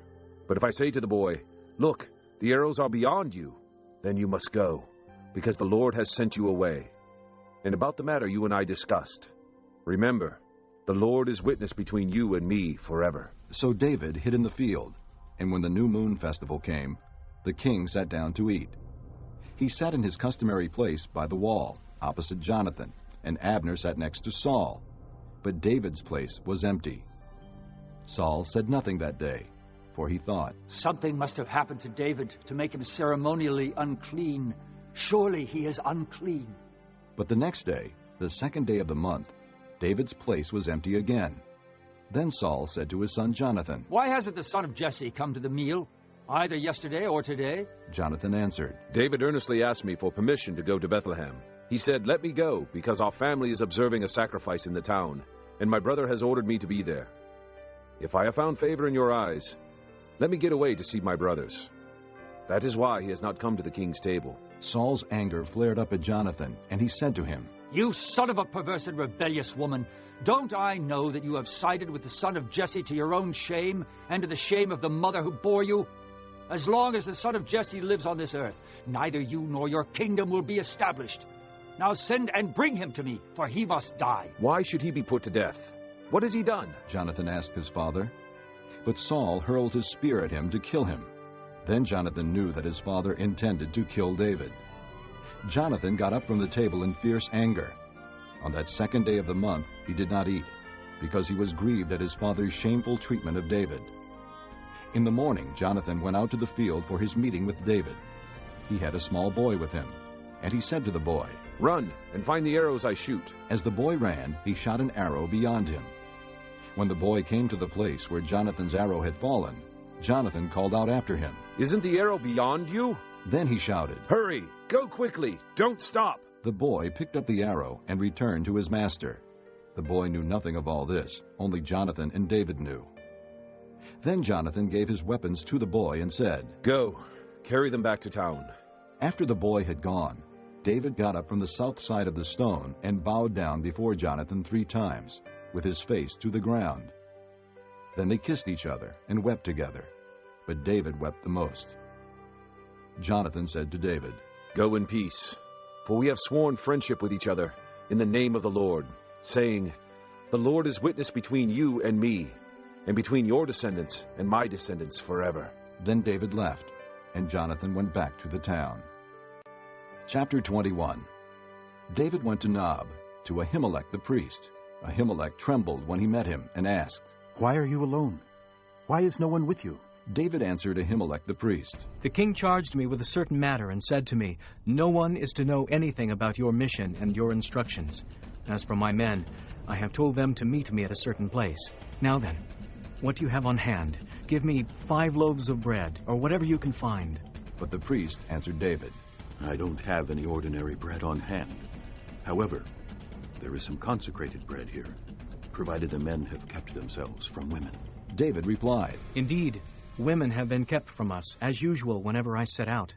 The men's things are holy, even on missions that are not holy. How much more so today?" So the priest gave him the consecrated bread, since there was no bread there except the bread of the presence that had been removed from before the Lord, and replaced by hot bread on the day it was taken away. Now one of Saul's servants was there that day, detained before the Lord. He was Doeg the Edomite, Saul's head shepherd. David asked Ahimelech, "Don't you have a spear or a sword here? I haven't brought my sword or any other weapon because the king's business was urgent." The priest replied, "The sword of Goliath the Philistine, whom you killed in the valley of Elah, is here. It is wrapped in a cloth behind the ephod. If you want it, take it. There is no sword here but that one." David said, "There is none like it. Give it to me." That day David fled from Saul and went to Achish, king of Gath.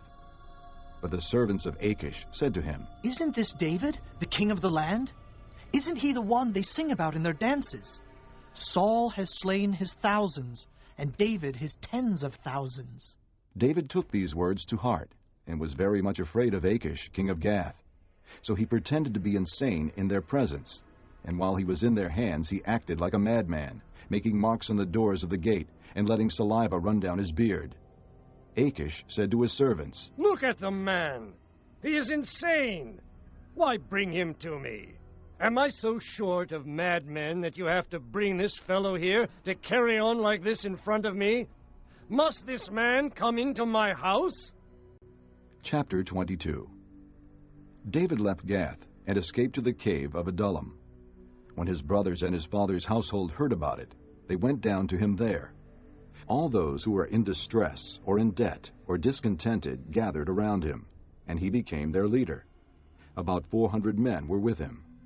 From there David went to Mizpah in Moab and said to the king of Moab, "Would you let my father and mother come and stay with you until I learn what God will do for me?" So he left them with the king of Moab, and they stayed with him as long as David was in the stronghold. But the prophet Gad said to David, "Do not stay in the stronghold. Go into the land of Judah." So David left and went to the forest of Hereth. Now Saul heard that David and his men had been discovered, and Saul, spear in hand, was seated under the tamarisk tree on the hill at Gibeah, with all his officials standing around him. Saul said to them, "Listen, men of Benjamin. Will the son of Jesse give all of you fields and vineyards? Will he make all of you commanders of thousands and commanders of hundreds? Is that why you have all conspired against me? No one tells me when my son makes a covenant with the son of Jesse.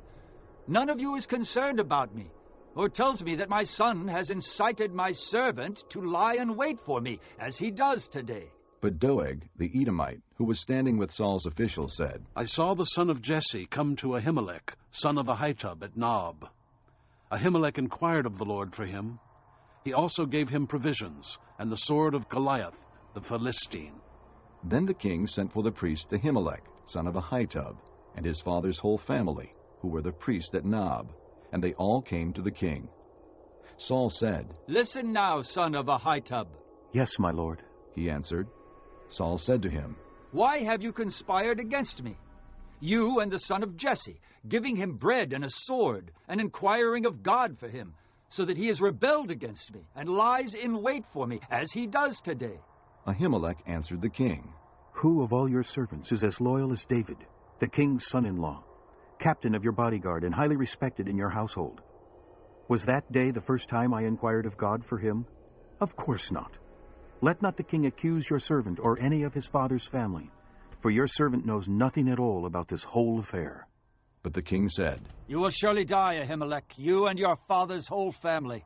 Then the king ordered the guards at his side. "Turn and kill the priests of the Lord, because they too have sided with David. They knew he was fleeing, yet they did not tell me." But the king's officials were not willing to raise a hand to strike the priests of the Lord.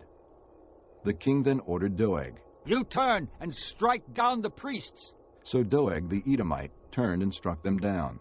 That day he killed 85 men who wore the linen ephod. He also put to the sword Nob, the town of the priests, with its men and women, its children and infants, and its cattle, donkeys, and sheep. But Abiathar, a son of Ahimelech, son of Ahitub, escaped and fled to join David. He told David that Saul had killed the priests of the Lord. Then David said to Abiathar, "That day, when Doeg the Edomite was there, I knew he would be sure to tell Saul, 'I am responsible for the death of your father's whole family. Stay with me. Don't be afraid. The man who is seeking your life is seeking mine also. You will be safe with me.'" Chapter 23. When David was told, "Look, the Philistines are fighting against Keilah and are looting the threshing floors," he inquired of the Lord, saying, "Shall I go and attack these Philistines?" The Lord answered him, "Go, attack the Philistines and save Keilah." But David's men said to him, "Here in Judah we are afraid. How much more, then, if we go to Keilah against the Philistine forces?" Once again David inquired of the Lord, and the Lord answered him, "Go down to Keilah, for I am going to give the Philistines into your hand." So David and his men went to Keilah, fought the Philistines, and carried off their livestock. He inflicted heavy losses on the Philistines and saved the people of Keilah. Now Abiathar, son of Ahimelech, had brought the ephod down with him when he fled to David at Keilah. Saul was told that David had gone to Keilah, and he said, "God has handed him over to me. For David has imprisoned himself by entering a town with gates and bars." And Saul called up all his forces for battle, to go down to Keilah to besiege David and his men. When David learned that Saul was plotting against him, he said to Abiathar the priest, "Bring the ephod." David said, "O Lord, God of Israel, your servant has heard definitely that Saul plans to come to Keilah and destroy the town on account of me.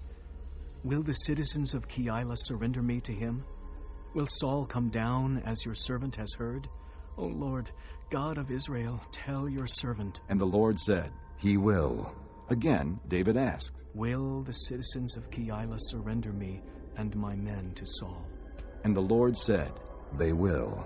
So David and his men, about 600 in number, left Keilah and kept moving from place to place. When Saul was told that David had escaped from Keilah, he did not go there. David stayed in the desert strongholds and in the hills of the desert of Ziph. Day after day Saul searched for him, but God did not give David into his hands. While David was at Horish in the desert of Ziph, he learned that Saul had come out to take his life. And Saul's son Jonathan went to David at Horish and helped him find strength in God. "Don't be afraid," he said. "My father Saul will not lay a hand on you. You will be king over Israel, and I will be second to you. Even my father Saul knows this." The two of them made a covenant before the Lord.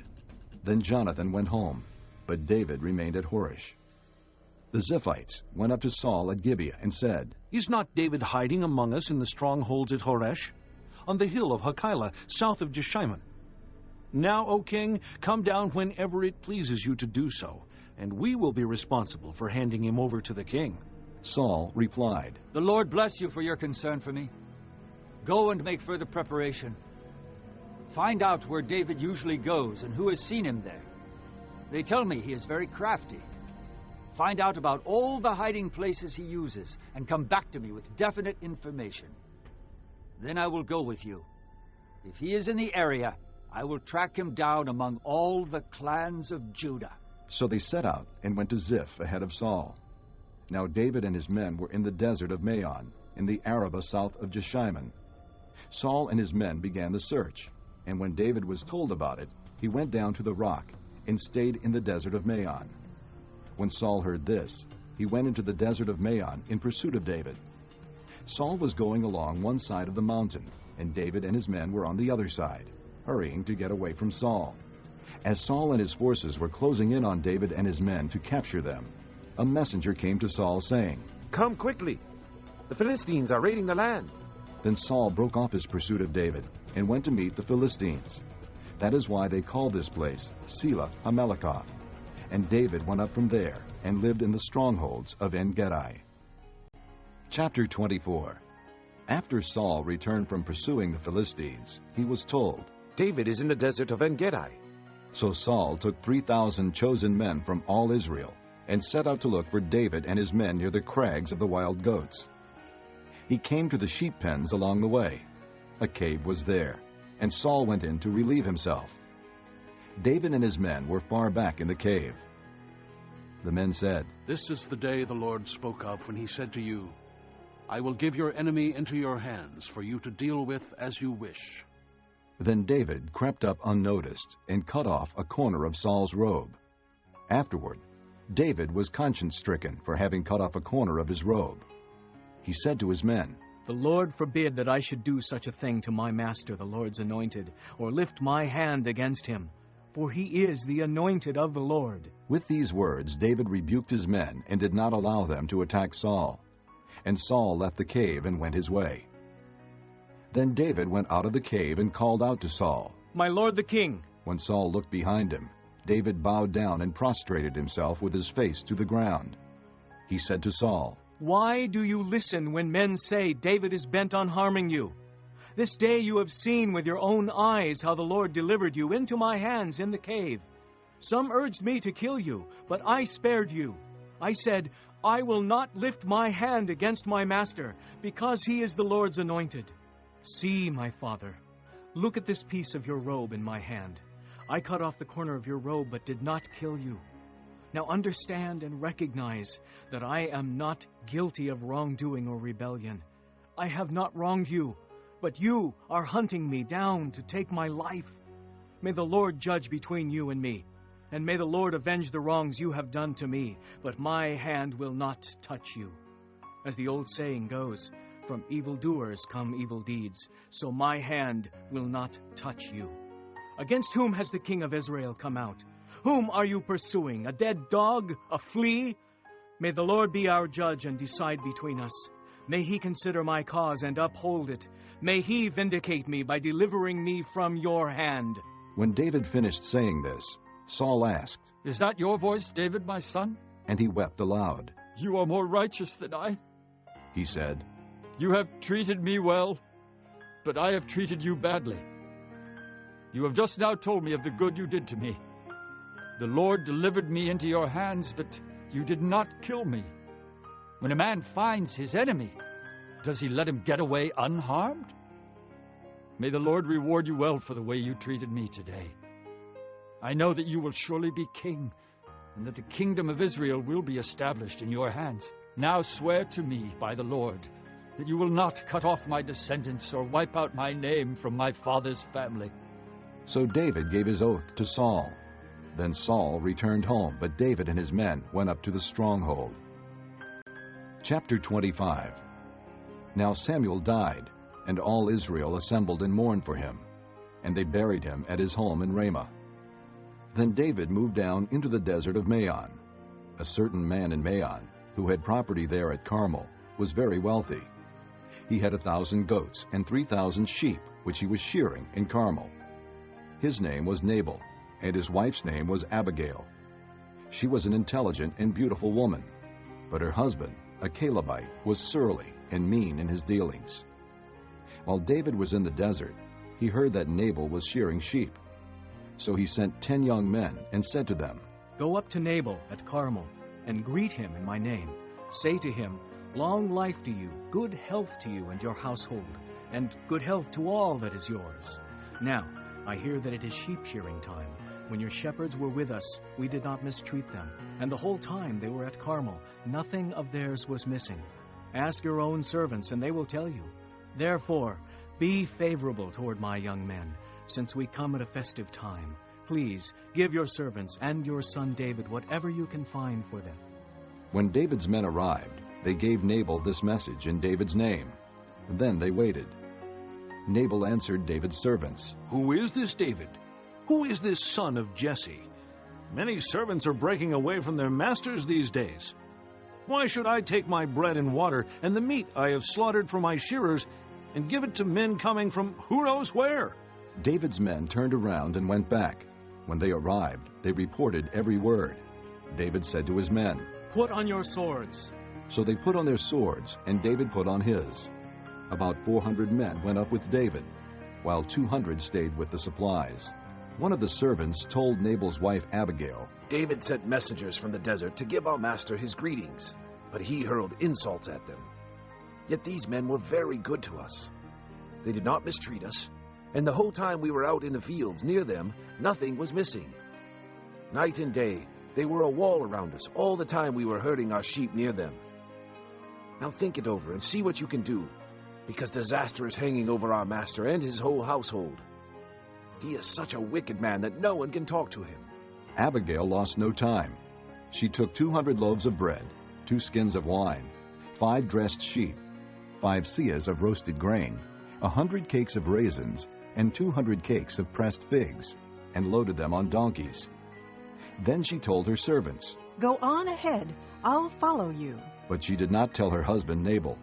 As she came riding her donkey into a mountain ravine, there were David and his men descending toward her, and she met them.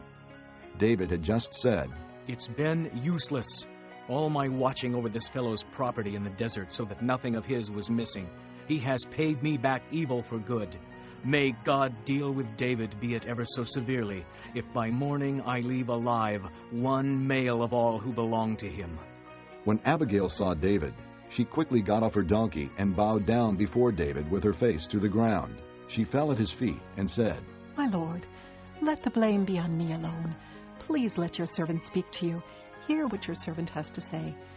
May my lord pay no attention to that wicked man Nabal. He is just like his name. His name is Fool, and folly goes with him. But as for me, your servant, I did not see the men my master sent. Now since the Lord has kept you, my master, from bloodshed and from avenging yourself with your own hands, as surely as the Lord lives and as you live, may your enemies and all who intend to harm my master be like Nabal. And let this gift, which your servant has brought to my master, be given to the men who follow you. Please forgive your servant's offense, for the Lord will certainly make a lasting dynasty for my master, because he fights the Lord's battles. Let no wrongdoing be found in you as long as you live. Even though someone is pursuing you to take your life, the life of my master will be bound securely in the bundle of the living by the Lord your God. But the lives of your enemies he will hurl away as from the pocket of a sling.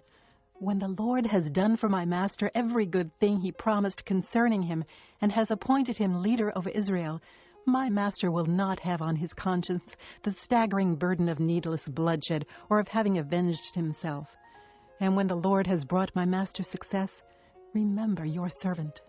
David said to Abigail, "Praise be to the Lord, the God of Israel, who has sent you today to meet me.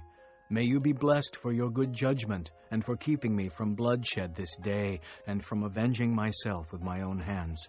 Otherwise, as surely as the Lord, the God of Israel, lives, who has kept me from harming you, if you had not come quickly to meet me, not one male belonging to Nabal would have been left alive by daybreak." Then David accepted from her hand what she had brought him and said, "Go home in peace. I have heard your words and granted your request." When Abigail went to Nabal, he was in the house holding a banquet like that of a king. He was in high spirits and very drunk. So she told him nothing until daybreak. Then in the morning, when Nabal was sober, his wife told him all these things, and his heart failed him, and he became like a stone. About 10 days later, the Lord struck Nabal, and he died. When David heard that Nabal was dead, he said, "Praise be to the Lord, who has upheld my cause against Nabal for treating me with contempt. He has kept his servant from doing wrong, and has brought Nabal's wrongdoing down on his own head." Then David sent word to Abigail, asking her to become his wife. His servants went to Carmel and said to Abigail, "David has sent us to you to take you to become his wife." She bowed down with her face to the ground and said, "Here is your maidservant ready to serve you and wash the feet of my master's servants."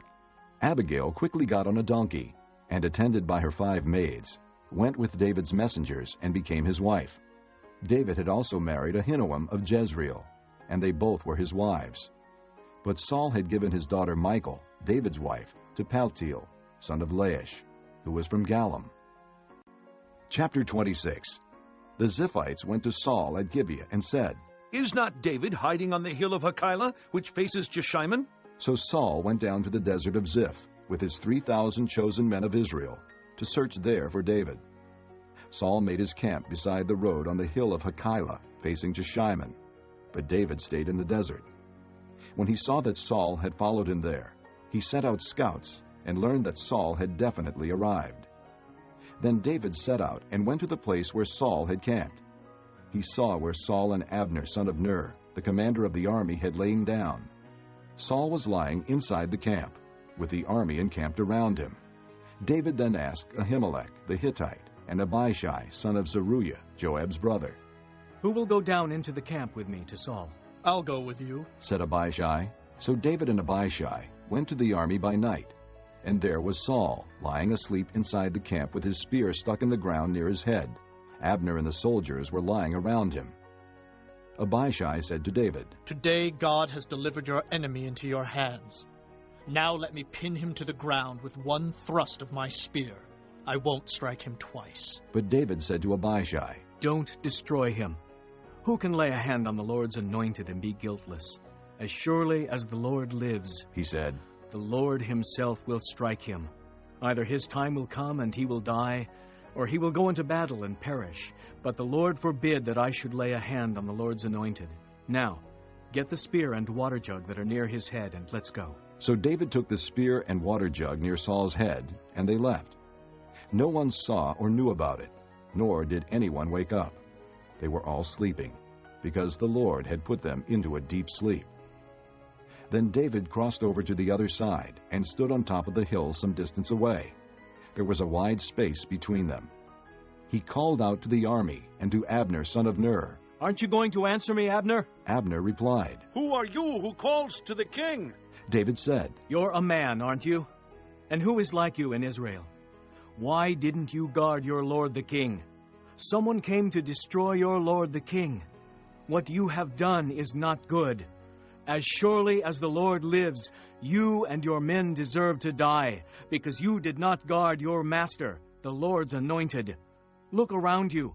Where are the king's spear and water jug that were near his head?" Saul recognized David's voice and said, "Is that your voice, David, my son?" David replied, "Yes, it is, my lord the king." And he added, "Why is my lord pursuing his servant? What have I done? And what wrong am I guilty of? Now let my lord the king listen to his servant's words. If the Lord has incited you against me, then may he accept an offering. If, however, men have done it, may they be cursed before the Lord. They have now driven me from my share in the Lord's inheritance and have said, 'Go, serve other gods.' Now do not let my blood fall to the ground far from the presence of the Lord. The king of Israel has come out to look for a flea, as one hunts a partridge in the mountains." Then Saul said, "I have sinned. Come back, David, my son. Because you considered my life precious today, I will not try to harm you again. Surely I have acted like a fool and have erred greatly." "Here is the king's spear," David answered. "Let one of your young men come over and get it. The Lord rewards every man for his righteousness and faithfulness. The Lord delivered you into my hands today, but I would not lay a hand on the Lord's anointed. As surely as I valued your life today, so may the Lord value my life and deliver me from all trouble." Then Saul said to David, "May you be blessed, my son David. You will do great things and surely triumph." So David went on his way, and Saul returned home. Chapter 27. But David thought to himself, "One of these days I will be destroyed by the hand of Saul. The best thing I can do is to escape to the land of the Philistines. Then Saul will give up searching for me anywhere in Israel, and I will slip out of his hand." So David and the 600 men with him left and went over to Achish, son of Maoch, king of Gath. David and his men settled in Gath with Achish. Each man had his family with him, and David had his 2 wives, Ahinoam of Jezreel and Abigail of Carmel, the widow of Nabal. When Saul was told that David had fled to Gath, he no longer searched for him. Then David said to Achish, "If I have found favor in your eyes, let a place be assigned to me in one of the country towns, that I may live there. Why should your servant live in the royal city with you?" So on that day Achish gave him Ziklag, and it has belonged to the kings of Judah ever since. David lived in Philistine territory 1 year and 4 months. Now David and his men went up and raided the Geshurites, the Girzites, and the Amalekites. From ancient times, these peoples had lived in the land extending to Shur and Egypt. Whenever David attacked an area, he did not leave a man or woman alive, but took sheep and cattle, donkeys and camels, and clothes. Then he returned to Achish. When Achish asked, "Where did you go raiding today?" David would say, "Against the Negev of Judah," or "Against the Negev of Jerahmeel," or "Against the Negev of the Kenites." He did not leave a man or woman alive to be brought to Gath, for he thought, "They might inform on us and say, 'This is what David did.'" And such was his practice as long as he lived in Philistine territory. Achish trusted David and said to himself, "He has become so odious to his people, the Israelites, that he will be my servant forever." Chapter 28. In those days the Philistines gathered their forces to fight against Israel. Achish said to David, "You must understand that you and your men will accompany me in the army." David said, "Then you will see for yourself what your servant can do." Achish replied, "Very well. I will make you my bodyguard for life." Now Samuel was dead, and all Israel had mourned for him and buried him in his own town of Ramah. Saul had expelled the mediums and spiritists from the land. The Philistines assembled and came and set up camp at Shunem, while Saul gathered all the Israelites and set up camp at Gilboa. When Saul saw the Philistine army, he was afraid. Terror filled his heart. He inquired of the Lord, but the Lord did not answer him by dreams or Urim or prophets. Saul then said to his attendants, "Find me a woman who is a medium, so I may go and inquire of her." "There is one in Endor," they said. So Saul disguised himself, putting on other clothes, and at night he and 2 men went to the woman. "Consult a spirit for me," he said, "and bring up for me the one I name." But the woman said to him, "Surely you know what Saul has done. He has cut off the mediums and spiritists from the land. Why have you set a trap for my life to bring about my death?" Saul swore to her by the Lord, "As surely as the Lord lives, you will not be punished for this." Then the woman asked, "Whom shall I bring up for you?" "Bring up Samuel," he said. When the woman saw Samuel, she cried out at the top of her voice and said to Saul, "Why have you deceived me? You are Saul!" The king said to her, "Don't be afraid. What do you see?" The woman said, "I see a spirit coming up out of the ground."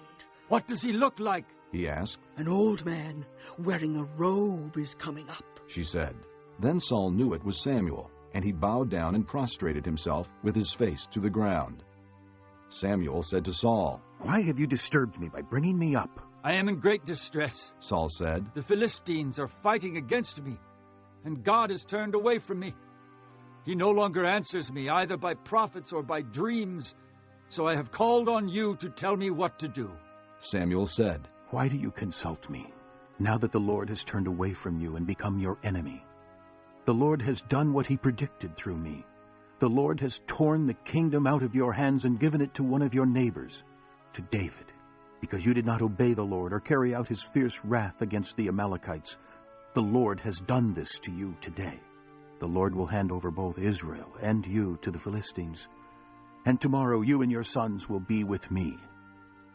The Lord will also hand over the army of Israel to the Philistines."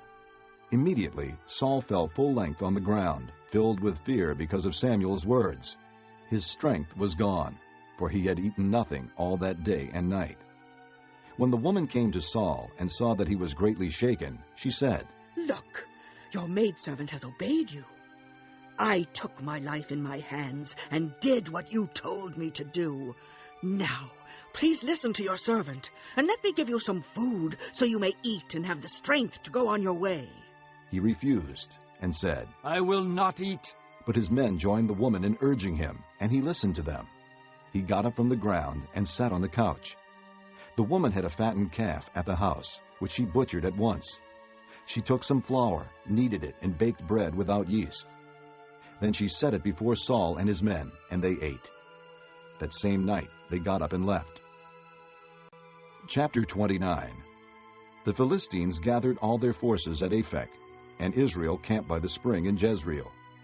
As the Philistine rulers marched with their units of hundreds and thousands, David and his men were marching at the rear with Achish.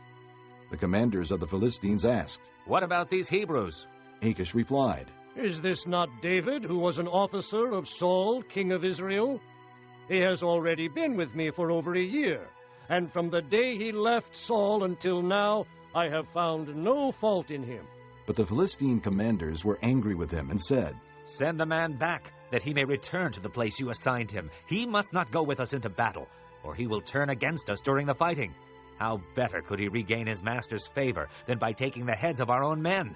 Isn't this the David they sang about in their dances? Saul has slain his thousands, and David his tens of thousands." So Achish called David and said to him, "As surely as the Lord lives, you have been reliable, and I would be pleased to have you serve with me in the army. From the day you came to me until now, I have found no fault in you. But the rulers don't approve of you. Turn back and go in peace. Do nothing to displease the Philistine rulers." "But what have I done?" asked David. "What have you found against your servant from the day I came to you until now? Why can't I go and fight against the enemies of my lord the king?" Achish answered, "I know that you have been as pleasing in my eyes as an angel of God. Nevertheless, the Philistine commanders have said, 'He must not go up with us into battle.' Now get up early, along with your master's servants who have come with you, and leave in the morning as soon as it is light." So David and his men got up early in the morning to go back to the land of the Philistines, and the Philistines went up to Jezreel. Chapter 30. David and his men reached Ziklag on the third day. Now the Amalekites had raided the Negev and Ziklag. They had attacked Ziklag and burned it, and had taken captive the women and all who were in it, both young and old. They killed none of them, but carried them off as they went on their way. When David and his men came to Ziklag, they found it destroyed by fire, and their wives and sons and daughters taken captive. So David and his men wept aloud until they had no strength left to weep. David's two wives had been captured, Ahinoam of Jezreel, and Abigail, the widow of Nabal of Carmel. David was greatly distressed because the men were talking of stoning him. Each one was bitter in spirit because of his sons and daughters. But David found strength in the Lord his God. Then David said to Abiathar the priest, the son of Ahimelech, "Bring me the ephod." Abiathar brought it to him, and David inquired of the Lord, "Shall I pursue this raiding party? Will I overtake them?" "Pursue them," he answered. "You will certainly overtake them and succeed in the rescue." David and the 600 men with him came to the Besor ravine, where some stayed behind, for 200 men were too exhausted to cross the ravine. But David and 400 men continued the pursuit. They found an Egyptian in a field and brought him to David. They gave him water to drink and food to eat, part of a cake of pressed figs and 2 cakes of raisins. He ate and was revived, for he had not eaten any food or drunk any water for 3 days and 3 nights. David asked him, "To whom do you belong, and where do you come from?" He said, "I am an Egyptian, the slave of an Amalekite. My master abandoned me when I became ill 3 days ago. We raided the Negev of the Kerethites and the territory belonging to Judah and the Negev of Caleb. And we burned Ziklag." David asked him, "Can you lead me down to this raiding party?" He answered, "Swear to me before God that you will not kill me or hand me over to my master, and I will take you down to them." He led David down, and there they were, scattered over the countryside, eating, drinking, and reveling because of the great amount of plunder they had taken from the land of the Philistines and from Judah. David fought them from dusk until the evening of the next day, and none of them got away, except 400 young men who rode off on camels and fled. David recovered everything the Amalekites had taken, including his 2 wives. Nothing was missing, young or old, boy or girl, plunder, or anything else they had taken. David brought everything back. He took all the flocks and herds, and his men drove them ahead of the other livestock, saying, "This is David's plunder." Then David came to the 200 men who had been too exhausted to follow him, and who were left behind at the Bezor ravine. They came out to meet David and the people with him. As David and his men approached, he greeted them.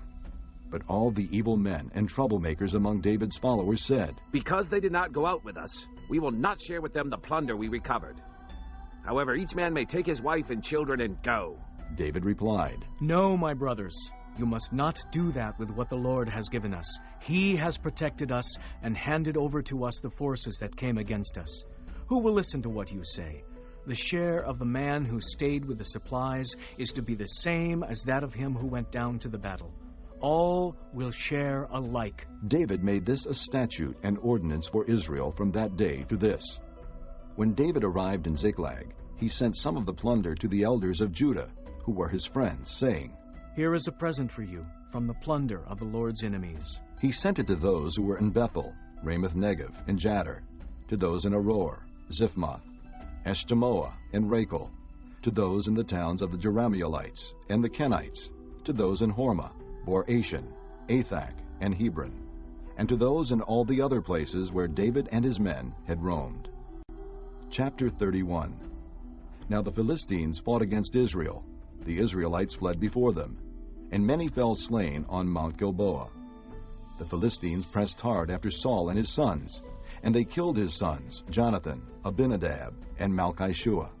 The fighting grew fierce around Saul, and when the archers overtook him, they wounded him critically. Saul said to his armor-bearer, "Draw your sword and run me through, or these uncircumcised fellows will come and run me through and abuse me." But his armor-bearer was terrified and would not do it. So Saul took his own sword and fell on it. When the armor-bearer saw that Saul was dead, he too fell on his sword and died with him. So Saul and his 3 sons and his armor-bearer and all his men died together that same day. When the Israelites along the valley and those across the Jordan saw that the Israelite army had fled, and that Saul and his sons had died, they abandoned their towns and fled. And the Philistines came and occupied them. The next day, when the Philistines came to strip the dead, they found Saul and his 3 sons fallen on Mount Gilboa. They cut off his head and stripped off his armor, and they sent messengers throughout the land of the Philistines to proclaim the news in the temple of their idols and among their people. They put his armor in the temple of the Ashtoreths, and fastened his body to the wall of Bethshan. When the people of Jabesh-Gilead heard of what the Philistines had done to Saul, all their valiant men journeyed through the night to Bethshan. They took down the bodies of Saul and his sons from the wall of Bethshan, and went to Jabesh, where they burned them. Then they took their bones and buried them under a tamarisk tree at Jabesh, and they fasted 7 days. 2 Samuel, chapter 1. After the death of Saul, David returned from defeating the Amalekites and stayed in Ziklag 2 days. On the 3rd day, a man arrived from Saul's camp, with his clothes torn and with dust on his head. When he came to David, he fell to the ground to pay him honor. "Where have you come from?" David asked him. He answered, "I have escaped from the Israelite camp." "What happened?" David asked. "Tell me." He said, "The men fled from the battle. Many of them fell and died, and Saul and his son Jonathan are dead." Then David said to the young man who brought him the report, "How do you know that Saul and his son Jonathan are dead?" "I happened to be on Mount Gilboa," the young man said, "and there was Saul, leaning on his spear, with the chariots and riders almost upon him. When he turned around and saw me, he called out to me, and I said, 'What can I do?' He asked me, 'Who are you?' 'An Amalekite,' I answered. Then he said to me, 'Stand over me and kill me. I am in the throes of death, but I'm still alive.' So I stood over him and killed him, because I knew that after he had fallen, he could not survive. And I took the crown that was on his head and the band on his arm, and have brought them here to my lord." Then David and all the men with him took hold of their clothes and tore them. They mourned and wept and fasted till evening for Saul and his son Jonathan, and for the army of the Lord in the house of Israel, because they had fallen by the sword. David said to the young man who brought him the report, "Where are you from?" "I am the son of an alien, an Amalekite," he answered. David asked him, "Why were you not afraid to lift your hand to destroy the Lord's anointed?" Then David called one of his men and said, "Go, strike him down." So he struck him down, and he died. For David had said to him, "Your blood be on your own head. Your own mouth testified against you when you said, 'I killed the Lord's anointed.'" David took up this lament concerning Saul and his son Jonathan, and ordered that the men of Judah be taught this lament of the bow.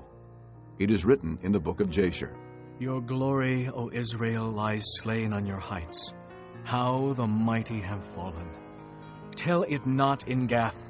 Proclaim it not in the streets of Ashkelon. Lest the daughters of the Philistines be glad, lest the daughters of the uncircumcised rejoice.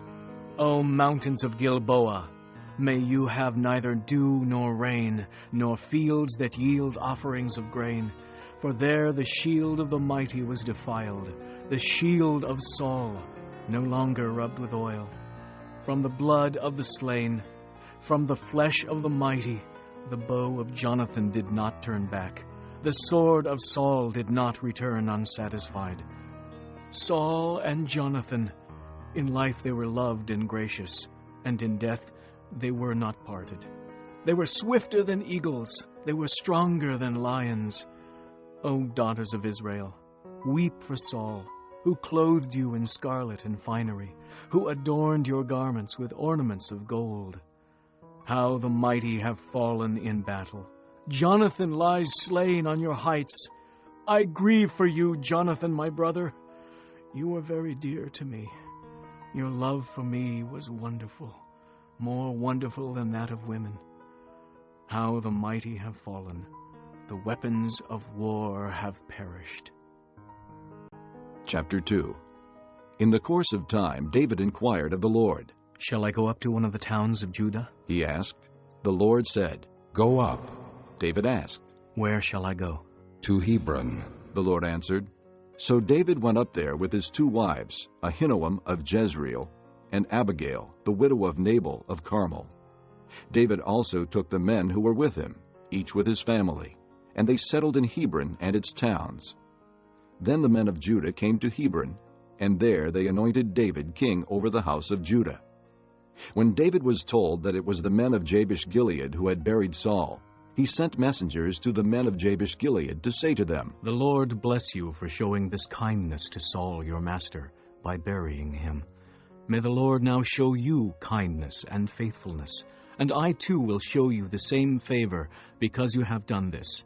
Now then, be strong and brave, for Saul your master is dead, and the house of Judah has anointed me king over them." Meanwhile, Abner, son of Ner, the commander of Saul's army, had taken Ishbosheth, son of Saul, and brought him over to Mahanaim. He made him king over Gilead, Asherai, and Jezreel, and also over Ephraim, Benjamin, and all Israel. Ishbosheth, son of Saul, was 40 years old when he became king over Israel, and he reigned 2 years. The house of Judah, however, followed David. The length of time David was king in Hebron over the house of Judah was 7 years and 6 months. Abner, son of Ner, together with the men of Ishbosheth, son of Saul, left Mahanaim and went to Gibeon. Joab, son of Zeruiah, and David's men went out and met them at the pool of Gibeon. One group sat down on one side of the pool, and one group on the other side. Then Abner said to Joab, "Let's have some of the young men get up and fight hand to hand in front of us." "All right, let them do it," Joab said. So they stood up and were counted off, 12 men for Benjamin and Ishbosheth, son of Saul, and 12 for David. Then each man grabbed his opponent by the head and thrust his dagger into his opponent's side, and they fell down together. So that place in Gibeon was called Helkath Hazurim. The battle that day was very fierce, and Abner and the men of Israel were defeated by David's men. The 3 sons of Zeruiah were there, Joab, Abishai, and Asahel. Now Asahel was as fleet-footed as a wild gazelle. He chased Abner, turning neither to the right nor to the left as he pursued him. Abner looked behind him and asked, "Is that you, Asahel?" "It is," he answered. Then Abner said to him, "Turn aside to the right or to the left. Take on one of the young men and strip him of his weapons." But Asahel would not stop chasing him. Again Abner warned Asahel, "Stop chasing me! Why should I strike you down? How can I look your brother Joab in the face?" But Asahel refused to give up the pursuit. So Abner thrust the butt of his spear into Asahel's stomach, and the spear came out through his back. He fell there and died on the spot. And every man stopped when he came to the place where Asahel had fallen and died. But Joab and Abishai pursued Abner, and as the sun was setting, they came to the hill of Ammah, near Giah, on the way to the wasteland of Gibeon. Then the men of Benjamin rallied behind Abner. They formed themselves into a group and took their stand on top of a hill. Abner called out to Joab, "Must the sword devour forever? Don't you realize that this will end in bitterness? How long before you order your men to stop pursuing their brothers?" Joab answered, "As surely as God lives, if you had not spoken, the men would have continued the pursuit of their brothers until morning." So Joab blew the trumpet, and all the men came to a halt. They no longer pursued Israel, nor did they fight any more. All that night Abner and his men marched through the Arabah. They crossed the Jordan, continued through the whole Bithron, and came to Mahanaim. Then Joab returned from pursuing Abner and assembled all his men. Besides Asahel, 19 of David's men were found missing. But David's men had killed 360 Benjamites who were with Abner. They took Asahel and buried him in his father's tomb at Bethlehem. Then Joab and his men marched all night and arrived at Hebron by daybreak. Chapter 3. The war between the house of Saul and the house of David lasted a long time. David grew stronger and stronger, while the house of Saul grew weaker and weaker. Sons were born to David in Hebron. His firstborn was Amnon, the son of Ahinoam of Jezreel. His second, Chileab, the son of Abigail, the widow of Nabal of Carmel. The third, Absalom, the son of Maacah, daughter of Talmai, king of Geshur. The fourth, Adonijah, the son of Haggith. The fifth, Shephatiah, the son of Abidal. And the sixth, Ithream, the son of David's wife Eglah. These were born to David in Hebron. During the war between the house of Saul and the house of David, Abner had been strengthening his own position in the house of Saul. Now Saul had had a concubine named Rizpah, daughter of Aiah. And Ishbosheth said to Abner, "Why did you sleep with my father's concubine?" Abner was very angry because of what Ishbosheth said, and he answered, "Am I a dog's head on Judah's side? This very day I am loyal to the house of your father Saul and to his family and friends. I haven't handed you over to David, yet now you accuse me of an offense involving this woman.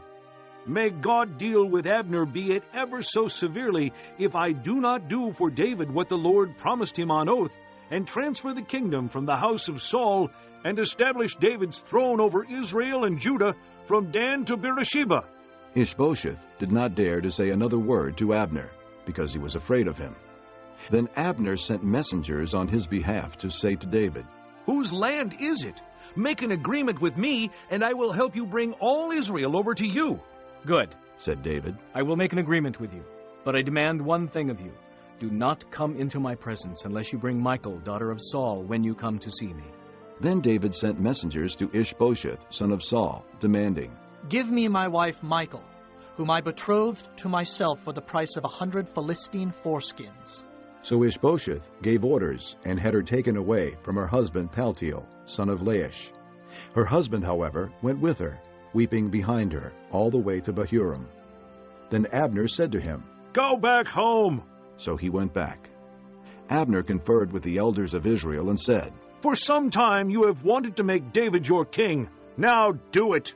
For the Lord promised David, 'By my servant David I will rescue my people Israel from the hand of the Philistines, and from the hand of all their enemies.'" Abner also spoke to the Benjamites in person. Then he went to Hebron to tell David everything that Israel and the whole house of Benjamin wanted to do. When Abner, who had 20 men with him, came to David at Hebron, David prepared a feast for him and his men. Then Abner said to David, "Let me go at once and assemble all Israel for my lord the king, so that they may make a compact with you, and that you may rule over all that your heart desires." So David sent Abner away, and he went in peace. Just then David's men and Joab returned from a raid and brought with them a great deal of plunder. But Abner was no longer with David in Hebron, because David had sent him away, and he had gone in peace.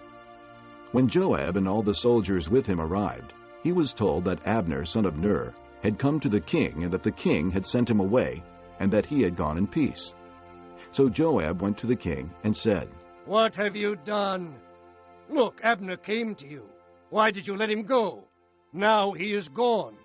You know Abner, son of Ner. He came to deceive you and observe your movements and find out everything you are doing." Joab then left David and sent messengers after Abner, and they brought him back from the well of Sirah. But David did not know it. Now when Abner returned to Hebron, Joab took him aside into the gateway, as though to speak with him privately. And there, to avenge the blood of his brother Asahel, Joab stabbed him in the stomach, and he died. Later, when David heard about this, he said, "I and my kingdom are forever innocent before the Lord concerning the blood of Abner, son of Ner. May his blood fall upon the head of Joab, and upon all his father's house. May Joab's house never be without someone who has a running sore, or leprosy, or who leans on a crutch, or who falls by the sword, or who lacks food." Joab and his brother Abishai murdered Abner because he had killed their brother Asahel in the battle at Gibeon. Then David said to Joab and all the people with him, "Tear your clothes and put on sackcloth and walk in mourning in front of Abner." King David himself walked behind the bier. They buried Abner in Hebron, and the king wept aloud at Abner's tomb. All the people wept also.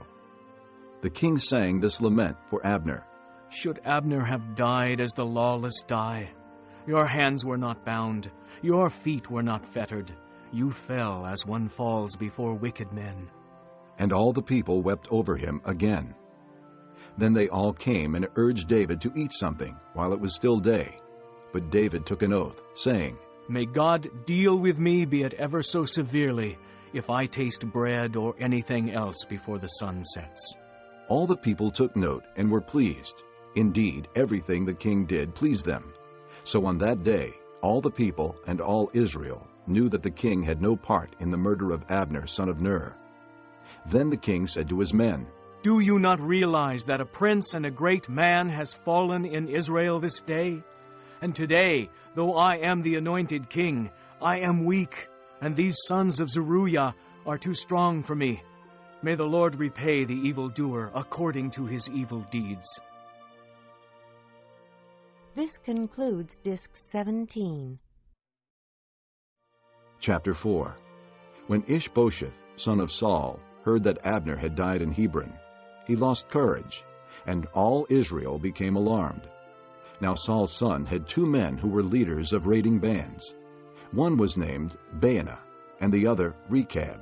They were sons of Rimmon the Beerothite, from the tribe of Benjamin. Beeroth is considered part of Benjamin, because the people of Beeroth fled to Gittaim, and have lived there as aliens to this day. Jonathan, son of Saul, had a son who was lame in both feet. He was 5 years old when the news about Saul and Jonathan came from Jezreel. His nurse picked him up and fled, but as she hurried to leave, he fell and became crippled. His name was Mephibosheth. Now Rechab and Baanah, the sons of Rimmon the Beerothite, set out for the house of Ishbosheth. And they arrived there in the heat of the day, while he was taking his noonday rest. They went into the inner part of the house, as if to get some wheat, and they stabbed him in the stomach. Then Rechab and his brother Baanah slipped away. They had gone into the house while he was lying on the bed in his bedroom. After they stabbed and killed him, they cut off his head. Taking it with them, they traveled all night by way of the Arabah. They brought the head of Ishbosheth to David at Hebron, and said to the king, "Here is the head of Ishbosheth, son of Saul, your enemy, who tried to take your life. This day the Lord has avenged my lord the king against Saul and his offspring." David answered Rechab and his brother Baanah, the sons of Rimmon the Beerothite, As surely as the Lord lives, who has delivered me out of all trouble, when a man told me Saul is dead, and thought he was bringing good news, I seized him and put him to death in Ziklag. That was the reward I gave him for his news. How much more, when wicked men have killed an innocent man in his own house and on his own bed, should I not now demand his blood from your hand and rid the earth of you? So David gave an order to his men, and they killed them. They cut off their hands and feet, and hung the bodies by the pool in Hebron. But they took the head of Ishbosheth, and buried it in Abner's tomb at Hebron. Chapter 5. All the tribes of Israel came to David at Hebron and said, We are your own flesh and blood. In the past, while Saul was king over us, you were the one who led Israel on their military campaigns. And the Lord said to you, You will shepherd my people Israel, and you will become their ruler. When all the elders of Israel had come to King David at Hebron, the king made a compact with them at Hebron before the Lord, and they anointed David king over Israel. David was 30 years old when he became king, and he reigned 40 years. In Hebron he reigned over Judah 7 years and 6 months, and in Jerusalem he reigned over all Israel and Judah 33 years. The king and his men marched to Jerusalem to attack the Jebusites, who lived there. The Jebusites said to David, You will not get in here. Even the blind and the lame can ward you off. They thought, David cannot get in here. Nevertheless, David captured the fortress of Zion, the city of David. On that day, David said, Anyone who conquers the Jebusites will have to use the water shaft to reach those lame and blind who are David's enemies. That is why they say, The blind and lame will not enter the palace. David then took up residence in the fortress and called it the City of David. He built up the area around it, from the supporting terraces inward, and he became more and more powerful, because the Lord God Almighty was with him. Now Hiram, king of Tyre, sent messengers to David along with cedar logs and carpenters and stonemasons, and they built a palace for David. And David knew that the Lord had established him as king over Israel, and had exalted his kingdom for the sake of his people Israel. After he left Hebron, David took more concubines and wives in Jerusalem, and more sons and daughters were born to him. These are the names of the children born to him there: Shemua, Shobab, Nathan, Solomon, Ibhar, Elishua, Nepheg, Japhiah, Elishama, Eliada, and Eliphalet. When the Philistines heard that David had been anointed king over Israel, they went up in full force to search for him. But David heard about it and went down to the stronghold. Now the Philistines had come and spread out in the valley of Rephaim. So David inquired of the Lord, Shall I go and attack the Philistines? Will you hand them over to me?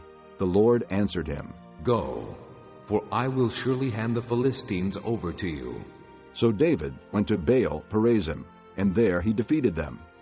He said, As waters break out, the Lord has broken out against my enemies before me.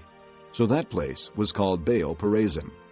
The Philistines abandoned their idols there, and David and his men carried them off. Once more the Philistines came up and spread out in the valley of Rephaim. So David inquired of the Lord, and he answered, Do not go straight up, but circle around behind them, and attack them in front of the balsam trees. As soon as you hear the sound of marching in the tops of the balsam trees, move quickly, because that will mean the Lord has gone out in front of you to strike the Philistine army.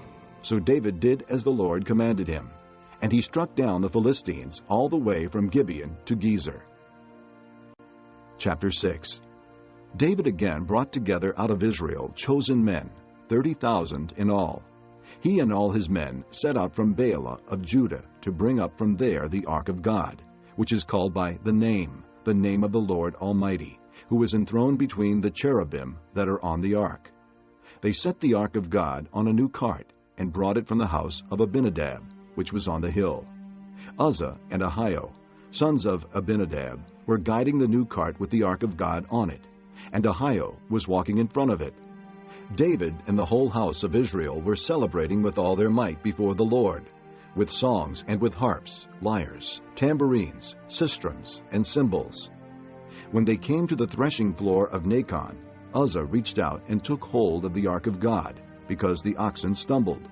The Lord's anger burned against Uzzah, because of his irreverent act. Therefore God struck him down, and he died there beside the ark of God. Then David was angry, because the Lord's wrath had broken out against Uzzah, and to this day that place is called Perez-Uzzah. David was afraid of the Lord that day, and said, "How can the ark of the Lord ever come to me?" He was not willing to take the ark of the Lord to be with him in the city of David. Instead, he took it aside to the house of Obed-Edom the Gittite. The ark of the Lord remained in the house of Obed-Edom the Gittite for 3 months, and the Lord blessed him and his entire household. Now King David was told, "The Lord has blessed the household of Obed-Edom and everything he has because of the ark of God." So David went down and brought up the ark of God from the house of Obed-Edom to the city of David with rejoicing. When those who were carrying the ark of the Lord had taken 6 steps, he sacrificed a bull and a fattened calf. David, wearing a linen ephod, danced before the Lord with all his might, while he and the entire house of Israel brought up the ark of the Lord with shouts and the sound of trumpets. As the ark of the Lord was entering the city of David, Michal, daughter of Saul, watched from a window. And when she saw King David leaping and dancing before the Lord, she despised him in her heart. They brought the ark of the Lord and set it in its place inside the tent that David had pitched for it. And David sacrificed burnt offerings and fellowship offerings before the Lord. After he had finished sacrificing the burnt offerings and fellowship offerings, he blessed the people in the name of the Lord Almighty. Then he gave a loaf of bread, a cake of dates, and a cake of raisins to each person in the whole crowd of Israelites, both men and women. And all the people went to their homes.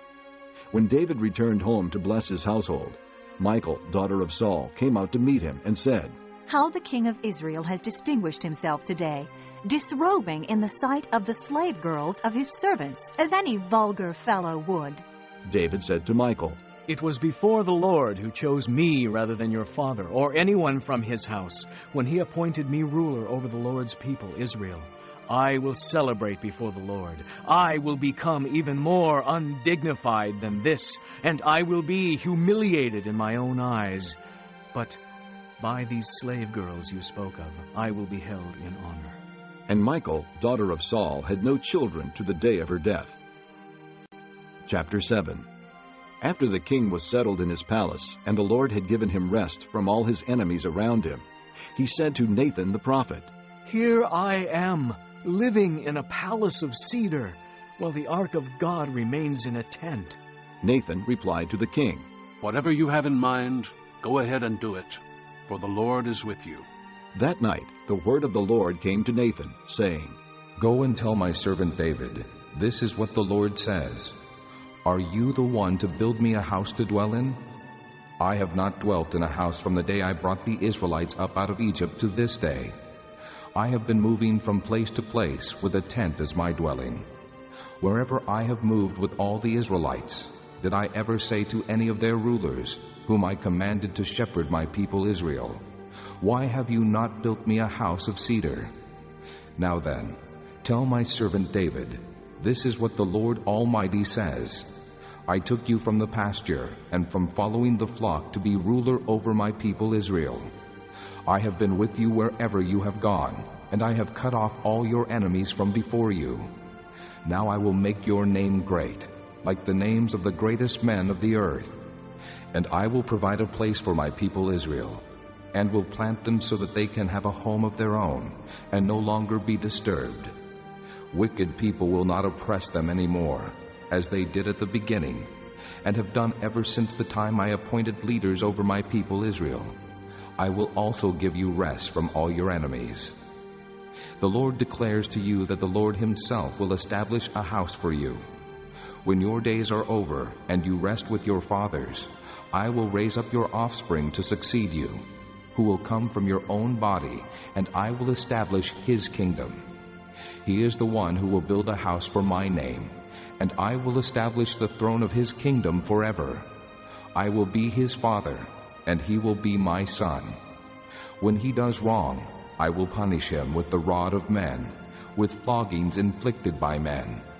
But my love will never be taken away from him, as I took it away from Saul, whom I removed from before you. Your house and your kingdom will endure forever before me. Your throne will be established forever." Nathan reported to David all the words of this entire revelation.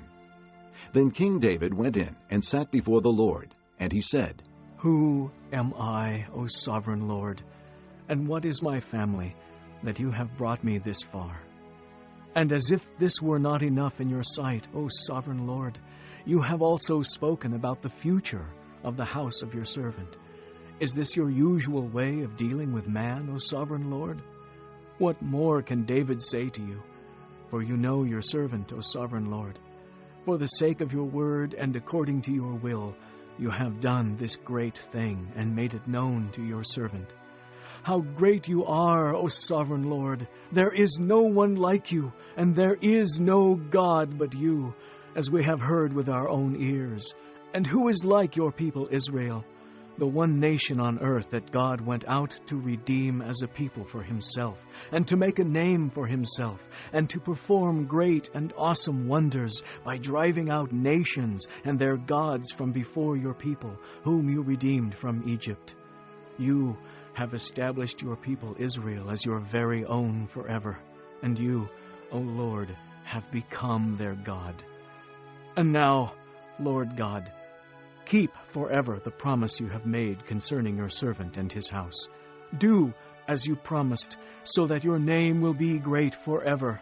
Then men will say, the Lord Almighty is God over Israel, and the house of your servant David will be established before you. O Lord Almighty, God of Israel, you have revealed this to your servant, saying, I will build a house for you. So your servant has found courage to offer you this prayer. O sovereign Lord, you are God. Your words are trustworthy, and you have promised these good things to your servant. Now be pleased to bless the house of your servant, that it may continue forever in your sight. For you, O sovereign Lord, have spoken, and with your blessing the house of your servant will be blessed forever. Chapter 8. In the course of time, David defeated the Philistines and subdued them, and he took Metheg-Ammah from the control of the Philistines. David also defeated the Moabites. He made them lie down on the ground and measured them off with a length of cord. Every 2 lengths of them were put to death, and the 3rd length was allowed to live. So the Moabites became subject to David and brought tribute.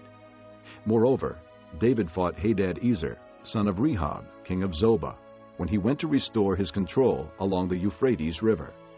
David captured 1,000 of his chariots, 7,000 charioteers, and 20,000 foot soldiers. He hamstrung all but 100 of the chariot horses. When the Arameans of Damascus came to help Hadad-ezer, king of Zobah, David struck down 22,000 of them. He put garrisons in the Aramean kingdom of Damascus, and the Arameans became subject to him and brought tribute. The Lord gave David victory wherever he went. David took the gold shields that belonged to the officers of Hadad-ezer and brought them to Jerusalem. From Tebah and Berothai, towns that belonged to Hadad-ezer, King David took a great quantity of bronze. When Tu, king of Hamath, heard that David had defeated the entire army of Hadad-ezer, he sent his son Joram to King David to greet him and congratulate him on his victory in battle over Hadad-ezer, who had been at war with Tu. Joram brought with him articles of silver and gold and bronze. King David dedicated these articles to the Lord, as he had done with the silver and gold from all the nations he had subdued: Edom and Moab, the Ammonites and the Philistines, and Amalek. He also dedicated the plunder taken from Hadad-ezer, son of Rehob, king of Zobah. And David became famous after he returned from striking down 18,000 Edomites in the Valley of Salt. He put garrisons throughout Edom, and all the Edomites became subject to David. The Lord gave David victory wherever he went. David reigned over all Israel, doing what was just and right for all his people. Joab, son of Zeruiah, was over the army. Jehoshaphat, son of Ahilud, was recorder. Zadok, son of Ahitub, and Ahimelech, son of Abiathar, were priests. Seraiah was secretary. Benaiah, son of Jehoiada, was over the Kerethites and Pelethites, and David's sons were royal advisers. Chapter 9. David asked, "Is there anyone still left of the house of Saul to whom I can show kindness for Jonathan's sake?" Now there was a servant of Saul's household named Ziba. They called him to appear before David, and the king said to him, "Are you Ziba?" "Your servant," he replied. The king asked, "Is there no one still left of the house of Saul to whom I can show God's kindness?" Ziba answered the king, "There is still a son of Jonathan. He is crippled in both feet." "Where is he?" the king asked. Ziba answered, "He is at the house of Machir, son of Ammiel in Lo-debar." So King David had him brought from Lo-debar, from the house of Machir, son of Ammiel. When Mephibosheth, son of Jonathan, the son of Saul, came to David, he bowed down to pay him honor. David said, "Mephibosheth." "Your servant," he replied. "Don't be afraid," David said to him, "for I will surely show you kindness for the sake of your father Jonathan. I will restore to you all the land that belonged to your grandfather Saul, and you will always eat at my table." Mephibosheth bowed down and said, "What is your servant that you should notice a dead dog like me?" Then the king summoned Ziba, Saul's servant, and said to him, "I have given your master's grandson everything that belonged to Saul and his family. You and your sons and your servants are to farm the land for him and bring in the crops, so that your master's grandson may be provided for. And Mephibosheth, grandson of your master, will always eat at my table." Now Ziba had 15 sons and 20 servants. Then Ziba said to the king, "Your servant will do whatever my lord the king commands his servant to do." So Mephibosheth ate at David's table like one of the king's sons. Mephibosheth had a young son named Micah, and all the members of Ziba's household were servants of Mephibosheth. And Mephibosheth lived in Jerusalem, because he always ate at the king's table, and he was crippled in both feet. Chapter 10. In the course of time, the king of the Ammonites died, and his son Hanun succeeded him as king. David thought, "I will show kindness to Hanun, son of Nahash, just as his father showed kindness to me." So David sent a delegation to express his sympathy to Hanun concerning his father. When David's men came to the land of the Ammonites, the Ammonite nobles said to Hanun, their lord, "Do you think David is honoring your father by sending men to you to express sympathy? Hasn't David sent them to you to explore the city and spy it out and overthrow it?" So Hanun seized David's men, shaved off half of each man's beard, cut off their garments in the middle at the buttocks, and sent them away. When David was told about this, he sent messengers to meet the men, for they were greatly humiliated. The king said, "Stay at Jericho till your beards have grown, and then come back."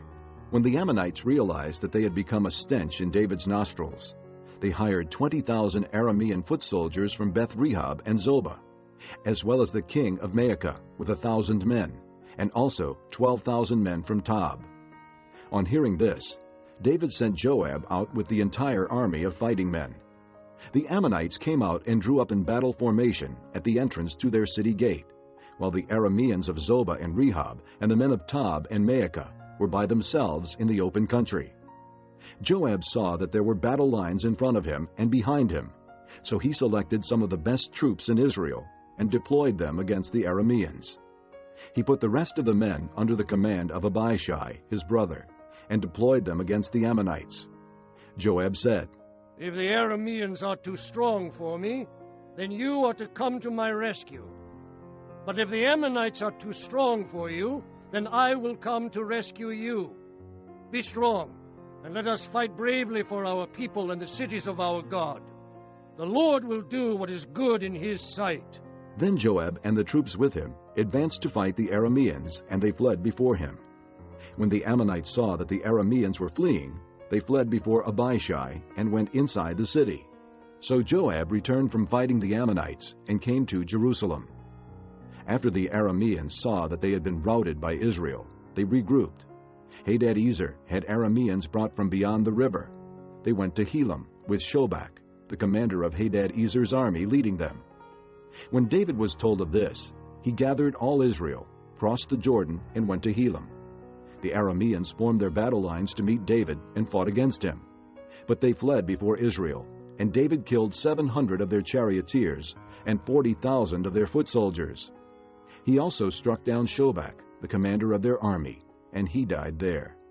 When all the kings who were vassals of Hadadezer saw that they had been defeated by Israel, they made peace with the Israelites and became subject to them.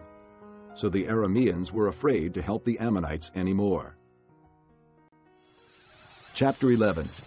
In the spring, at the time when kings go off to war, David sent Joab out with the king's men and the whole Israelite army. They destroyed the Ammonites and besieged Rabbah, but David remained in Jerusalem. One evening, David got up from his bed and walked around on the roof of the palace. From the roof he saw a woman bathing. The woman was very beautiful, and David sent someone to find out about her. The man said, "Isn't this Bathsheba, the daughter of Eliam, and the wife of Uriah the Hittite?" Then David sent messengers to get her. She came to him, and he slept with her. She had purified herself from her uncleanness. Then she went back home. The woman conceived and sent word to David, saying, "I am pregnant." So David sent this word to Joab, "Send me Uriah the Hittite." And Joab sent him to David. When Uriah came to him, David asked him how Joab was, how the soldiers were, and how the war was going. Then David said to Uriah, "Go down to your house and wash your feet." So Uriah left the palace, and a gift from the king was sent after him. But Uriah slept at the entrance to the palace with all his master's servants, and did not go down to his house. When David was told, Uriah did not go home, he asked him, "Haven't you just come from a distance? Why didn't you go home?" Uriah said to David, "The ark and Israel and Judah are staying in tents, and my master Joab and my lord's men are camped in the open fields. How could I go to my house to eat and drink and lie with my wife? As surely as you live, I will not do such a thing." Then David said to him, "Stay here one more day, and tomorrow I will send you back." So Uriah remained in Jerusalem that day and the next.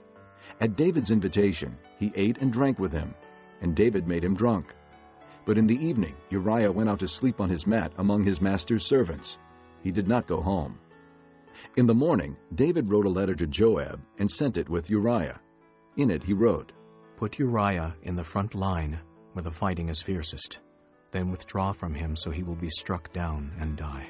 So while Joab had the city under siege, he put Uriah at a place where he knew the strongest defenders were.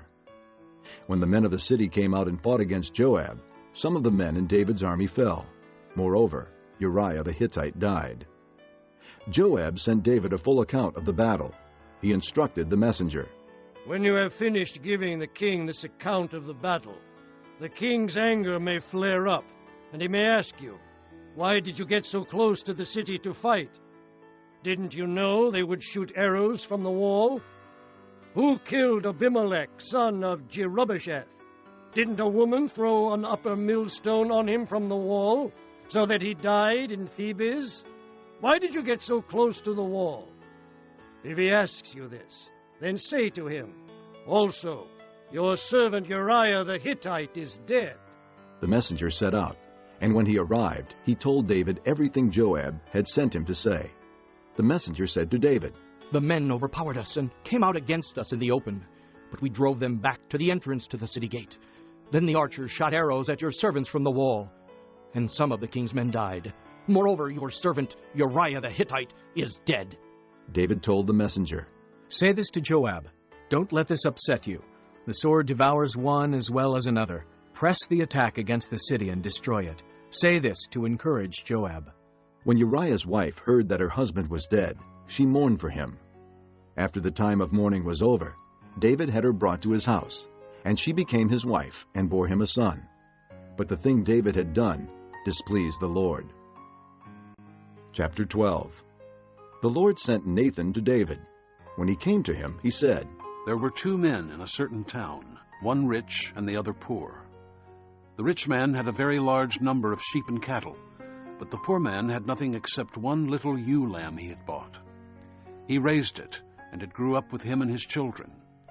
It shared his food, drank from his cup, and even slept in his arms. It was like a daughter to him. Now a traveler came to the rich man, but the rich man refrained from taking one of his own sheep or cattle to prepare a meal for the traveler who had come to him. Instead, he took the ewe lamb that belonged to the poor man and prepared it for the one who had come to him.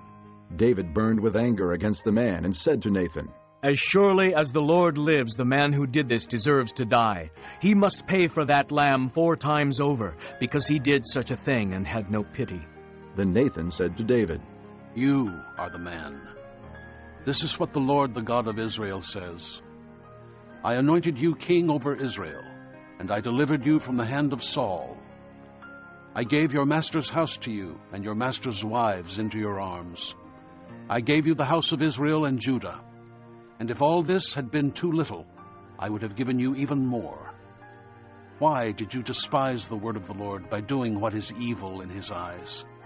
You struck down Uriah the Hittite with the sword, and took his wife to be your own. You killed him with the sword of the Ammonites. Now, therefore, the sword will never depart from your house, because you despised me, and took the wife of Uriah the Hittite to be your own. This is what the Lord says. Out of your own household I am going to bring calamity upon you. Before your very eyes I will take your wives and give them to one who is close to you, and he will lie with your wives in broad daylight. You did it in secret, but I will do this thing in broad daylight before all Israel." Then David said to Nathan, "I have sinned against the Lord." Nathan replied, "The Lord has taken away your sin. You are not going to die. But because by doing this you have made the enemies of the Lord show utter contempt, the son born to you will die." After Nathan had gone home, the Lord struck the child that Uriah's wife had borne to David, and he became ill. David pleaded with God for the child. He fasted and went into his house and spent the nights lying on the ground. The elders of his household stood beside him to get him up from the ground, but he refused, and he would not eat any food with them. On the 7th day, the child died. David's servants were afraid to tell him that the child was dead, for they thought, "While the child was still living, we spoke to David, but he would not listen to us. How can we tell him the child is dead? He may do something desperate." David noticed that his servants were whispering among themselves, and he realized the child was dead. "Is the child dead?" he asked. "Yes," they replied. "He is dead." Then David got up from the ground. After he had washed, put on lotions, and changed his clothes, he went into the house of the Lord and worshipped. Then he went to his own house, and at his request they served him food, and he ate. His servants asked him, "Why are you acting this way? While the child was alive, you fasted and wept. But now that the child is dead, you get up and eat." He answered, "While the child was still alive, I fasted and wept. I thought, who knows, the Lord may be gracious to me and let the child live. But now that he is dead, why should I fast? Can I bring him back again? I will go to him, but he will not return to me." Then David comforted his wife Bathsheba, and he went to her and lay with her. She gave birth to a son, and they named him Solomon. The Lord loved him, and because the Lord loved him, he sent word through Nathan the prophet to name him Jedediah. Meanwhile, Joab fought against Rabbah of the Ammonites and captured the royal citadel. Joab then sent messengers to David, saying, "I have fought against Rabbah and taken its water supply. Now muster the rest of the troops and besiege the city and capture it. Otherwise I will take the city, and it will be named after me." So David mustered the entire army and went to Rabbah and attacked and captured it. He took the crown from the head of their king. Its weight was a talent of gold, and it was set with precious stones, and it was placed on David's head. He took a great quantity of plunder from the city and brought out the people who were there, consigning them to labor with saws and with iron picks and axes, and he made them work at brickmaking. He did this to all the Ammonite towns. Then David and his entire army returned to Jerusalem. Chapter 13. In the course of time, Amnon, son of David, fell in love with Tamar, the beautiful sister of Absalom, son of David. Amnon became frustrated to the point of illness on account of his sister Tamar, for she was a virgin, and it seemed impossible for him to do anything to her. Now Amnon had a friend named Jonadab, son of Shimeah, David's brother, Jonadab was a very shrewd man. He asked Amnon, "Why do you, the king's son, look so haggard morning after morning? Won't you tell me?" Amnon said to him, "I'm in love with Tamar, my brother Absalom's sister." "Go to bed and pretend to be ill," Jonadab said. "When your father comes to see you, say to him, 'I would like my sister Tamar to come and give me something to eat. Let her prepare the food in my sight, so I may watch her and then eat it from her hand.'" So Amnon lay down and pretended to be ill. When the king came to see him, Amnon said to him, "I would like my sister Tamar to come and make some special bread in my sight, so I may eat from her hand." David sent word to Tamar at the palace, "Go to the house of your brother Amnon and prepare some food for him." So Tamar went to the house of her brother Amnon, who was lying down.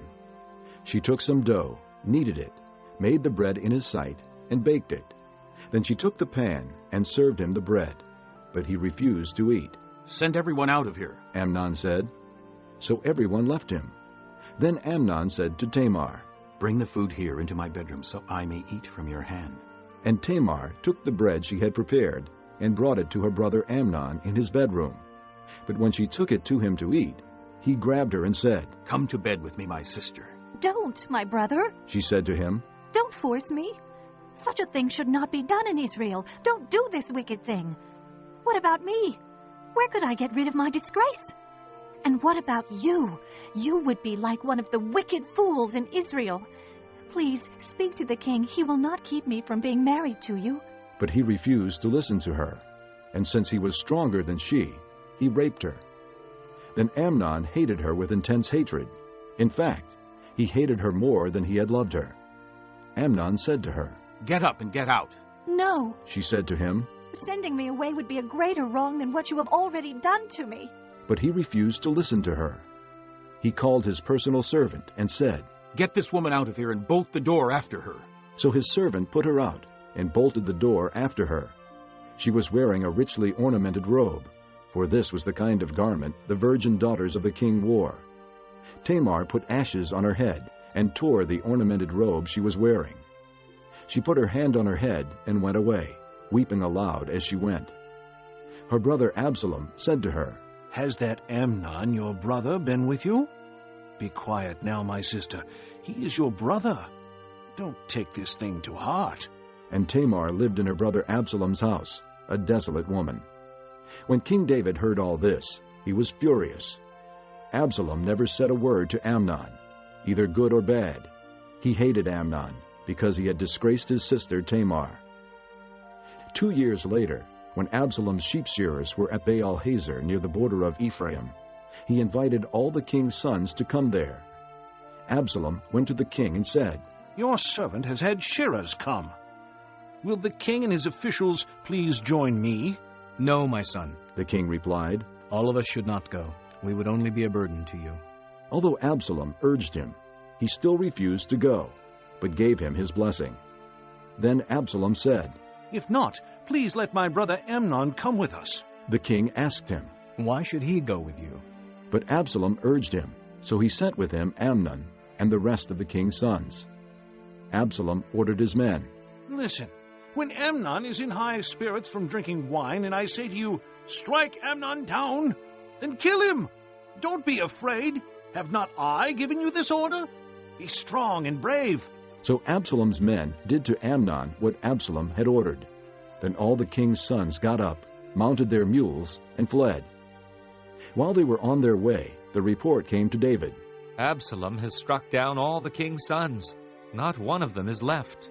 The king stood up, tore his clothes, and lay down on the ground, and all his servants stood by with their clothes torn. But Jonadab, son of Shimeah, David's brother, said, "My lord should not think that they killed all the princes. Only Amnon is dead. This has been Absalom's expressed intention ever since the day Amnon raped his sister Tamar. My lord the king should not be concerned about the report that all the king's sons are dead. Only Amnon is dead." Meanwhile, Absalom had fled. Now the man standing watch looked up and saw many people on the road west of him, coming down the side of the hill. The watchman went and told the king, "I see men in the direction of Horonaim, on the side of the hill." Jonadab said to the king, "See, the king's sons are here. It has happened just as your servant said." As he finished speaking, The king's sons came in, wailing loudly. The king, too, and all his servants wept very bitterly. Absalom fled and went to Talmai, son of Ammihud, the king of Geshur. But King David mourned for his son every day. After Absalom fled and went to Geshur, he stayed there 3 years. And the spirit of the king longed to go to Absalom, for he was consoled concerning Amnon's death. Chapter 14. Joab, son of Zeruiah, knew that the king's heart longed for Absalom. So Joab sent someone to Tekoa, and had a wise woman brought from there. He said to her, "Pretend you are in mourning. Dress in mourning clothes, and don't use any cosmetic lotions. Act like a woman who has spent many days grieving for the dead. Then go to the king and speak these words to him." And Joab put the words in her mouth. When the woman from Tekoa went to the king, she fell with her face to the ground to pay him honor. And she said, "Help me, O king." The king asked her, "What is troubling you?" She said, "I am indeed a widow. My husband is dead. I, your servant, had 2 sons. They got into a fight with each other in the field, and no one was there to separate them. One struck the other and killed him. Now the whole clan has risen up against your servant. They say, 'Hand over the one who struck his brother down, so that we may put him to death for the life of his brother whom he killed. Then we will get rid of the heir as well.' They would put out the only burning coal I have left, leaving my husband neither name nor descendant on the face of the earth." The king said to the woman, "Go home, and I will issue an order in your behalf." But the woman from Tekoa said to him, "My lord the king, let the blame rest on me and on my father's family, and let the king and his throne be without guilt." The king replied, "If anyone says anything to you, bring him to me, and he will not bother you again." She said, "Then let the king invoke the Lord his God to prevent the avenger of blood from adding to the destruction, so that my son will not be destroyed." "As surely as the Lord lives," he said, "not one hair of your son's head will fall to the ground." Then the woman said, "Let your servant speak a word to my lord the king." "Speak," he replied. The woman said, "Why then have you devised a thing like this against the people of God? When the king says this, does he not convict himself? For the king has not brought back his banished son. Like water spilled on the ground, which cannot be recovered, so we must die. But God does not take away life. Instead, he devises ways so that a banished person may not remain estranged from him. And now I have come to say this to my lord the king, because the people have made me afraid. Your servant thought, 'I will speak to the king. Perhaps he will do what his servant asks. Perhaps the king will agree to deliver his servant from the hand of the man who is trying to cut off both me and my son from the inheritance God gave us.' And now your servant says, 'May the word of my lord the king bring me rest. For my lord the king is like an angel of God in discerning good and evil. May the Lord your God be with you.'" Then the king said to the woman, "Do not keep from me the answer to what I am going to ask you." "Let my lord the king speak." The woman said. The king asked, "Isn't the hand of Joab with you in all this?" The woman answered, "As surely as you live, my lord the king, no one can turn to the right or to the left from anything my lord the king says. Yes, it was your servant Joab who instructed me to do this, and who put all these words into the mouth of your servant. Your servant Joab did this to change the present situation.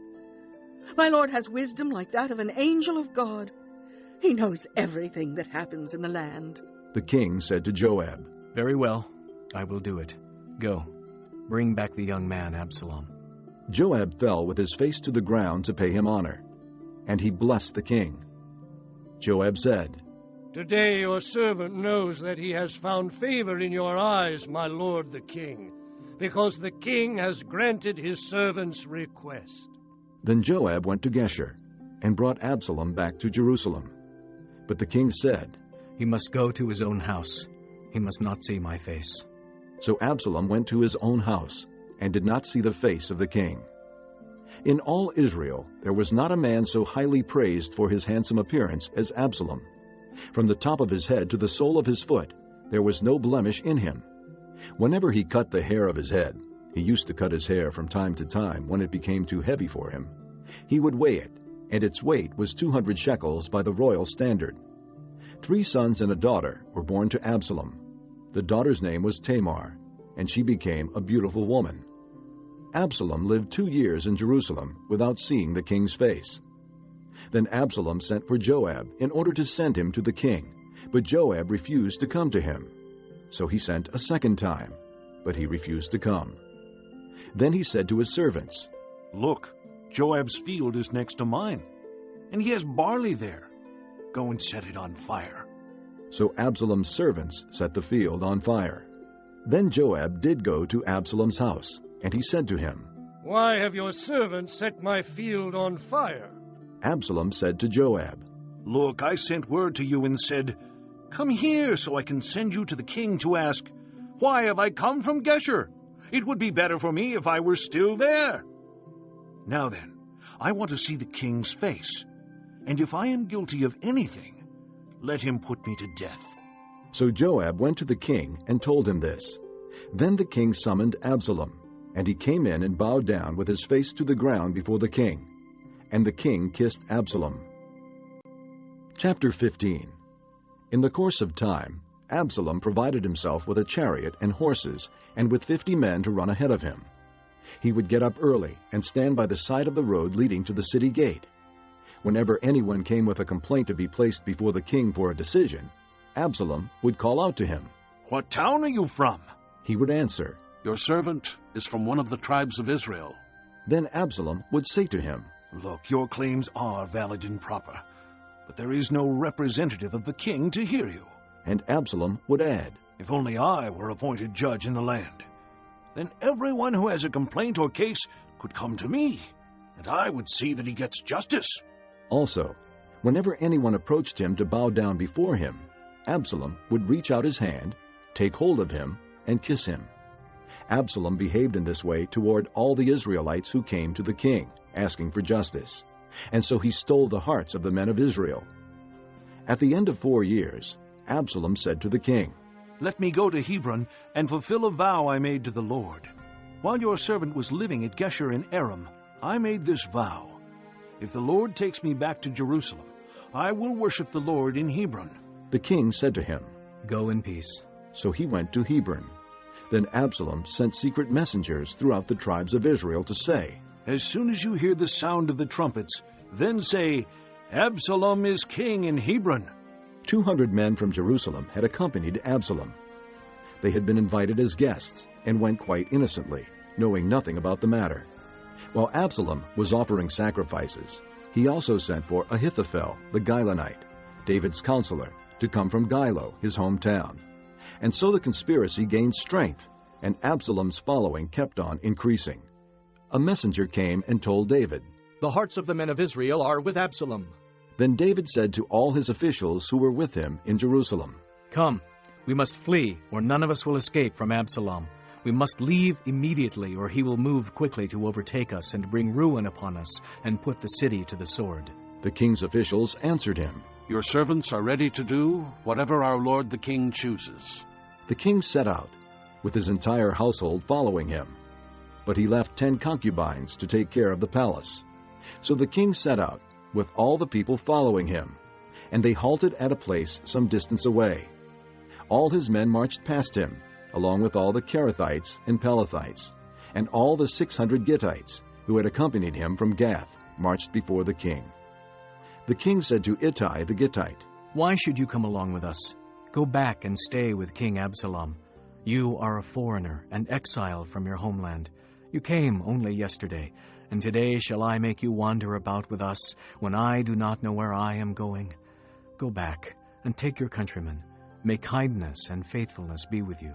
But Ittai replied to the king, "As surely as the Lord lives, and as my lord the king lives, wherever my lord the king may be, whether it means life or death, there will your servant be." David said to Ittai, "Go ahead, march on." So Ittai the Gittite marched on with all his men and the families that were with him. The whole countryside wept aloud as all the people passed by. The king also crossed the Kidron Valley, and all the people moved on toward the desert. Zadok was there too, and all the Levites who were with him were carrying the Ark of the Covenant of God. They set down the Ark of God, and Abiathar offered sacrifices until all the people had finished leaving the city. Then the king said to Zadok, "Take the Ark of God back into the city. If I find favor in the Lord's eyes, he will bring me back and let me see it and his dwelling place again. But if he says, 'I am not pleased with you,' then I am ready. Let him do to me whatever seems good to him." The king also said to Zadok the priest, "Aren't you a seer? Go back to the city in peace with your son Ahimaaz and Jonathan, son of Abiathar. You and Abiathar take your 2 sons with you. I will wait at the fords in the desert until word comes from you to inform me." So Zadok and Abiathar took the Ark of God back to Jerusalem and stayed there. But David continued up the Mount of Olives, weeping as he went. His head was covered, and he was barefoot. All the people with him covered their heads too, and were weeping as they went up. Now David had been told, "Ahithophel is among the conspirators with Absalom." So David prayed, "O Lord, turn Ahithophel's counsel into foolishness." When David arrived at the summit, where people used to worship God, Hushai the Archite was there to meet him, his robe torn and dust on his head. David said to him, "If you go with me, you will be a burden to me. But if you return to the city and say to Absalom, 'I will be your servant, O king. I was your father's servant in the past, but now I will be your servant,' then you can help me by frustrating Ahithophel's advice. Won't the priests Zadok and Abiathar be there with you? Tell them anything you hear in the king's palace.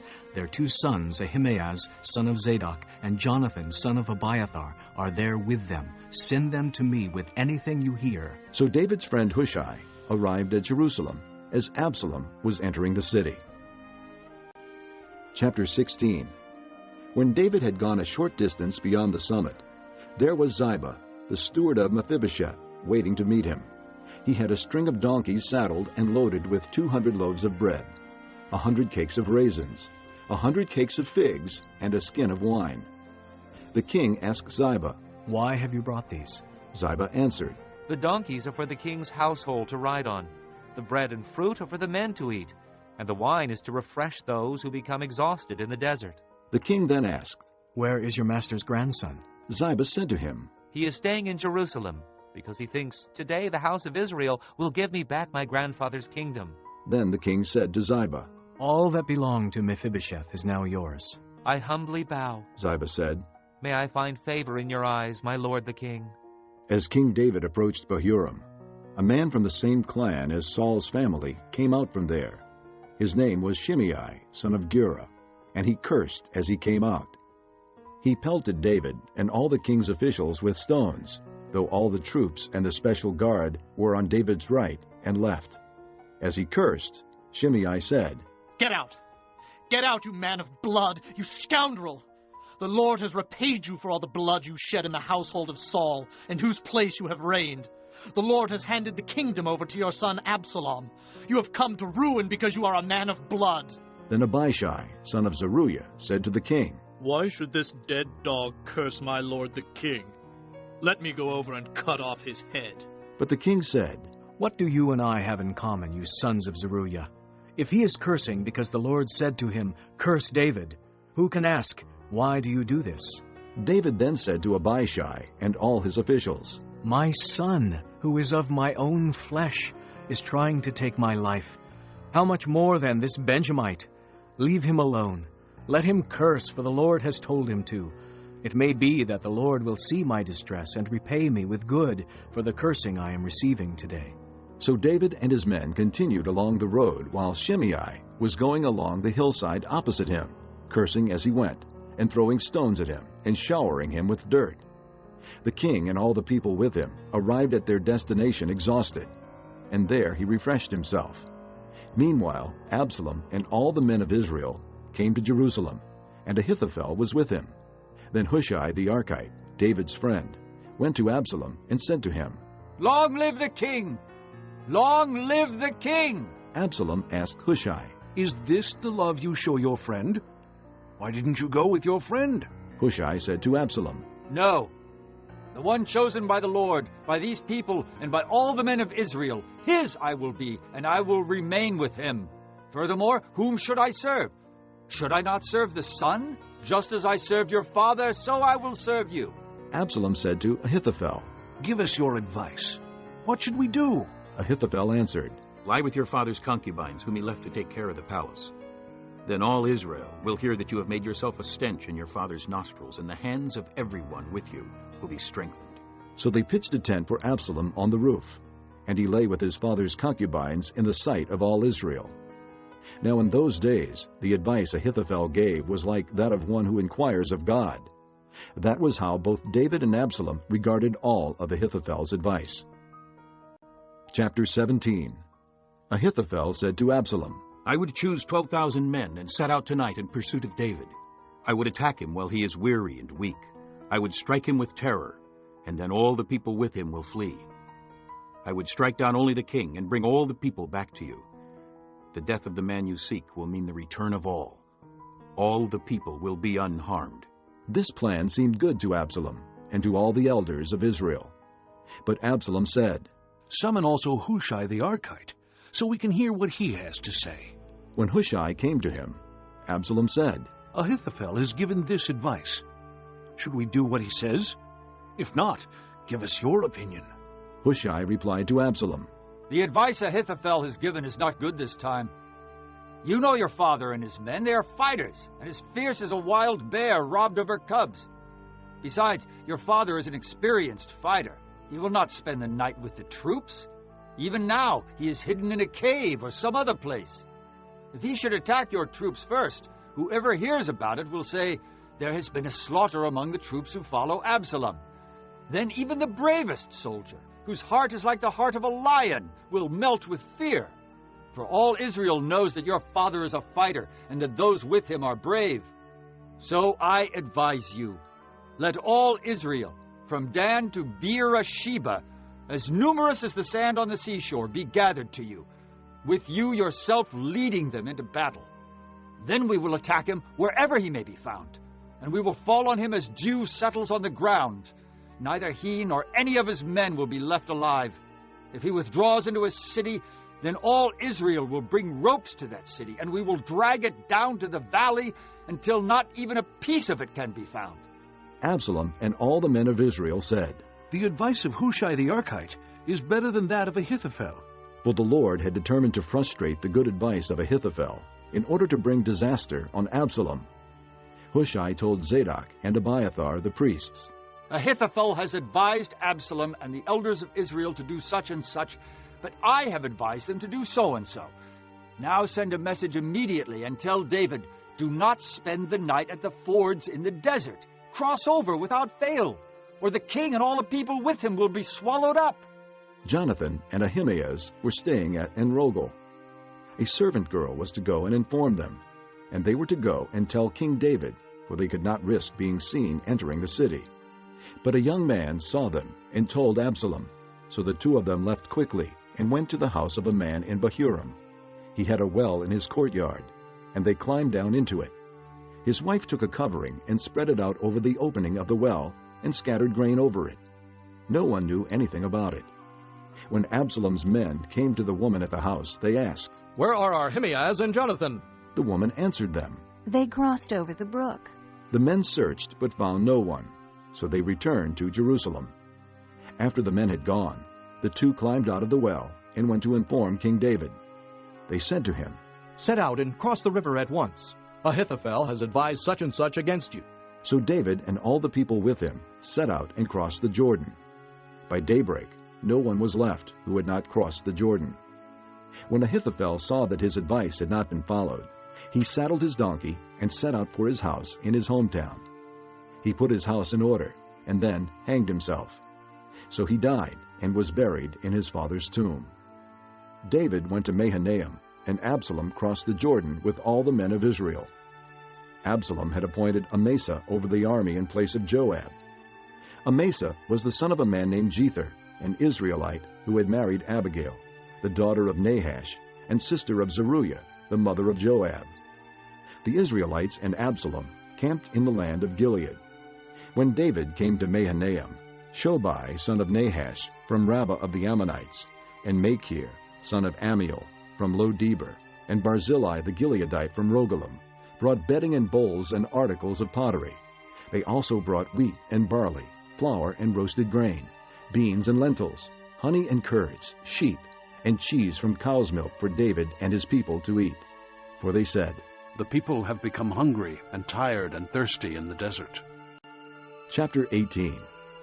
David mustered the men who were with him, and appointed over them commanders of thousands and commanders of hundreds. David sent the troops out, a third under the command of Joab, a third under Joab's brother Abishai son of Zeruiah, and a third under Ittai the Gittite. The king told the troops, "I myself will surely march out with you." But the men said, "You must not go out. If we are forced to flee, they won't care about us. Even if half of us die, they won't care. But you are worth 10,000 of us. It would be better now for you to give us support from the city." The king answered, "I will do whatever seems best to you." So the king stood beside the gate, while all the men marched out in units of hundreds and of thousands. The king commanded Joab, Abishai, and Ittai, "Be gentle with the young man Absalom, for my sake." And all the troops heard the king giving orders concerning Absalom to each of the commanders. The army marched into the field to fight Israel, and the battle took place in the forest of Ephraim. There the army of Israel was defeated by David's men, and the casualties that day were great, 20,000 men. The battle spread out over the whole countryside, and the forest claimed more lives that day than the sword. Now Absalom happened to meet David's men.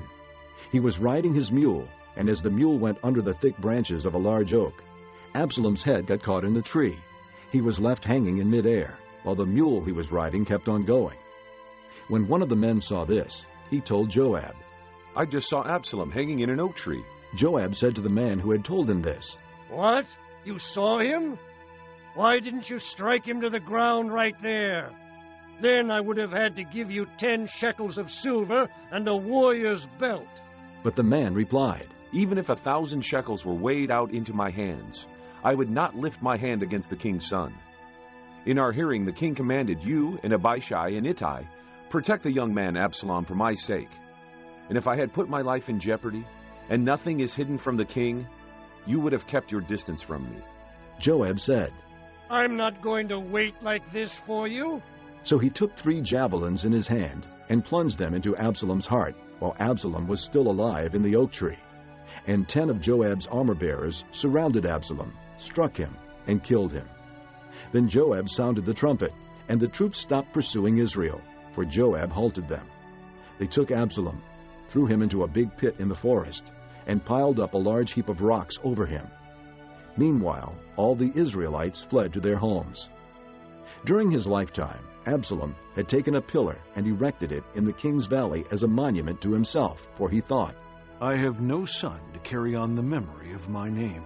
He named the pillar after himself, and it is called Absalom's monument to this day. Now Ahimaaz, son of Zadok, said, "Let me run and take the news to the king, that the Lord has delivered him from the hand of his enemies." "You are not the one to take the news today," Joab told him.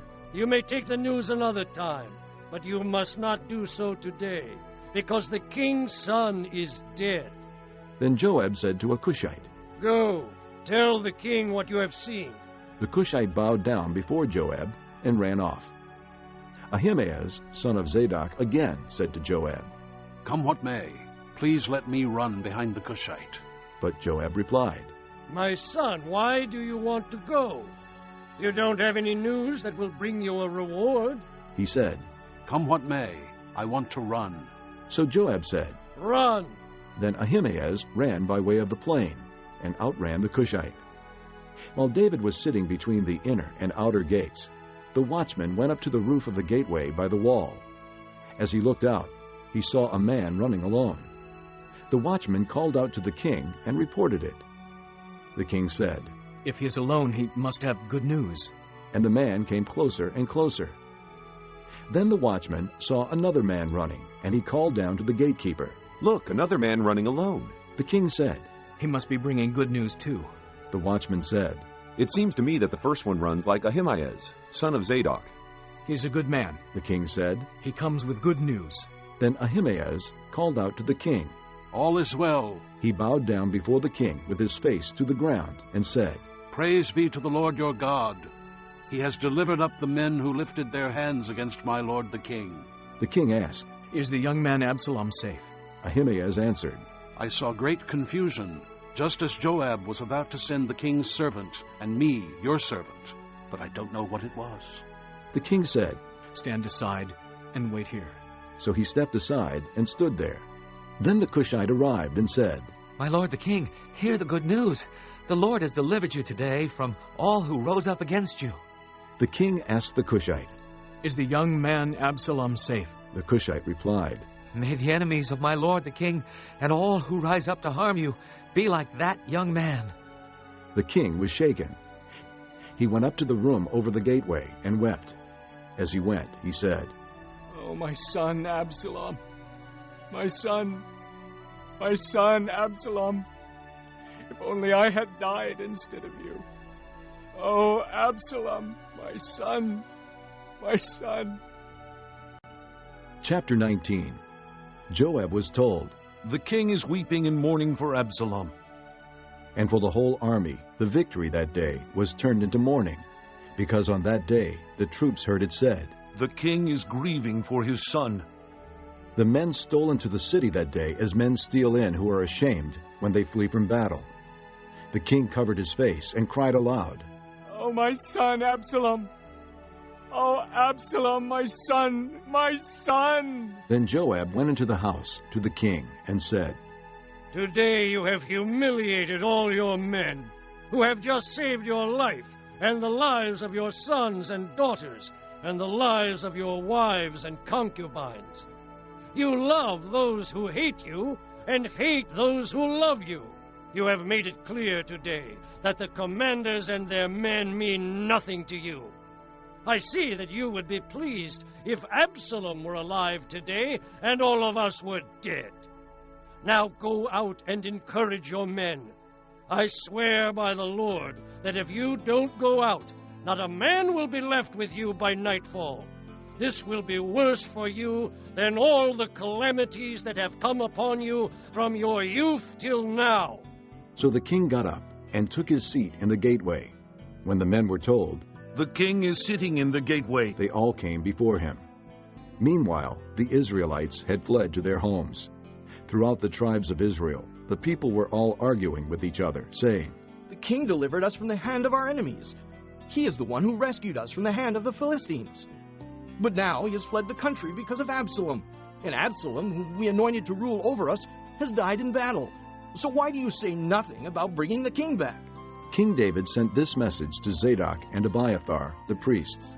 Ask the elders of Judah, why should you be the last to bring the king back to his palace, since what is being said throughout Israel has reached the king at his quarters? You are my brothers, my own flesh and blood, so why should you be the last to bring back the king? And say to Amasa, are you not my own flesh and blood? May God deal with me, be it ever so severely, if from now on you are not the commander of my army in place of Joab. He won over the hearts of all the men of Judah, as though they were one man. They sent word to the king, Return, you and all your men. Then the king returned, and went as far as the Jordan. Now the men of Judah had come to Gilgal to go out and meet the king and bring him across the Jordan.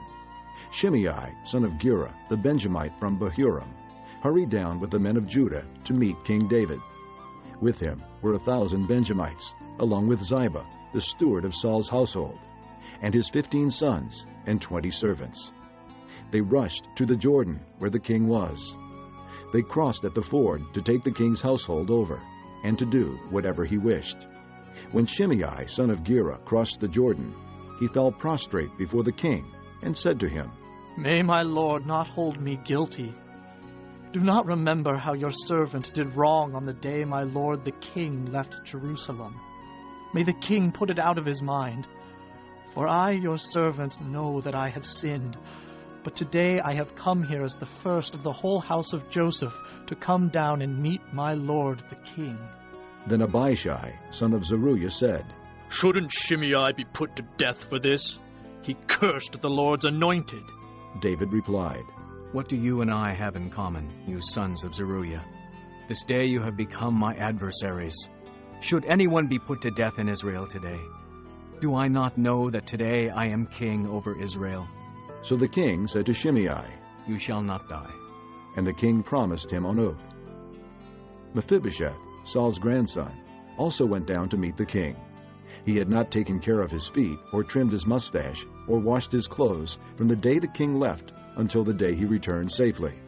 When he came from Jerusalem to meet the king asked him, Why didn't you go with me, Mephibosheth? He said, My lord the king, since I your servant am lame, I said, I will have my donkey saddled and will ride on it, so I can go with the king. But Ziba my servant betrayed me, and he has slandered your servant to my lord the king. My lord the king is like an angel of God, so do whatever pleases you. All my grandfather's descendants deserved nothing but death from my lord the king. But you gave your servant a place among those who eat at your table.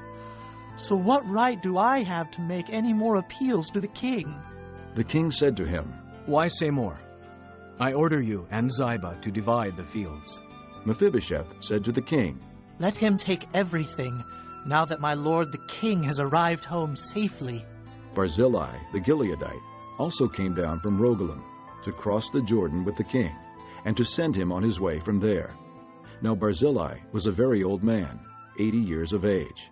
He had provided for the king during his stay in Mahanaim, for he was a very wealthy man. The king said to Barzillai, Cross over with me and stay with me in Jerusalem, and I will provide for you.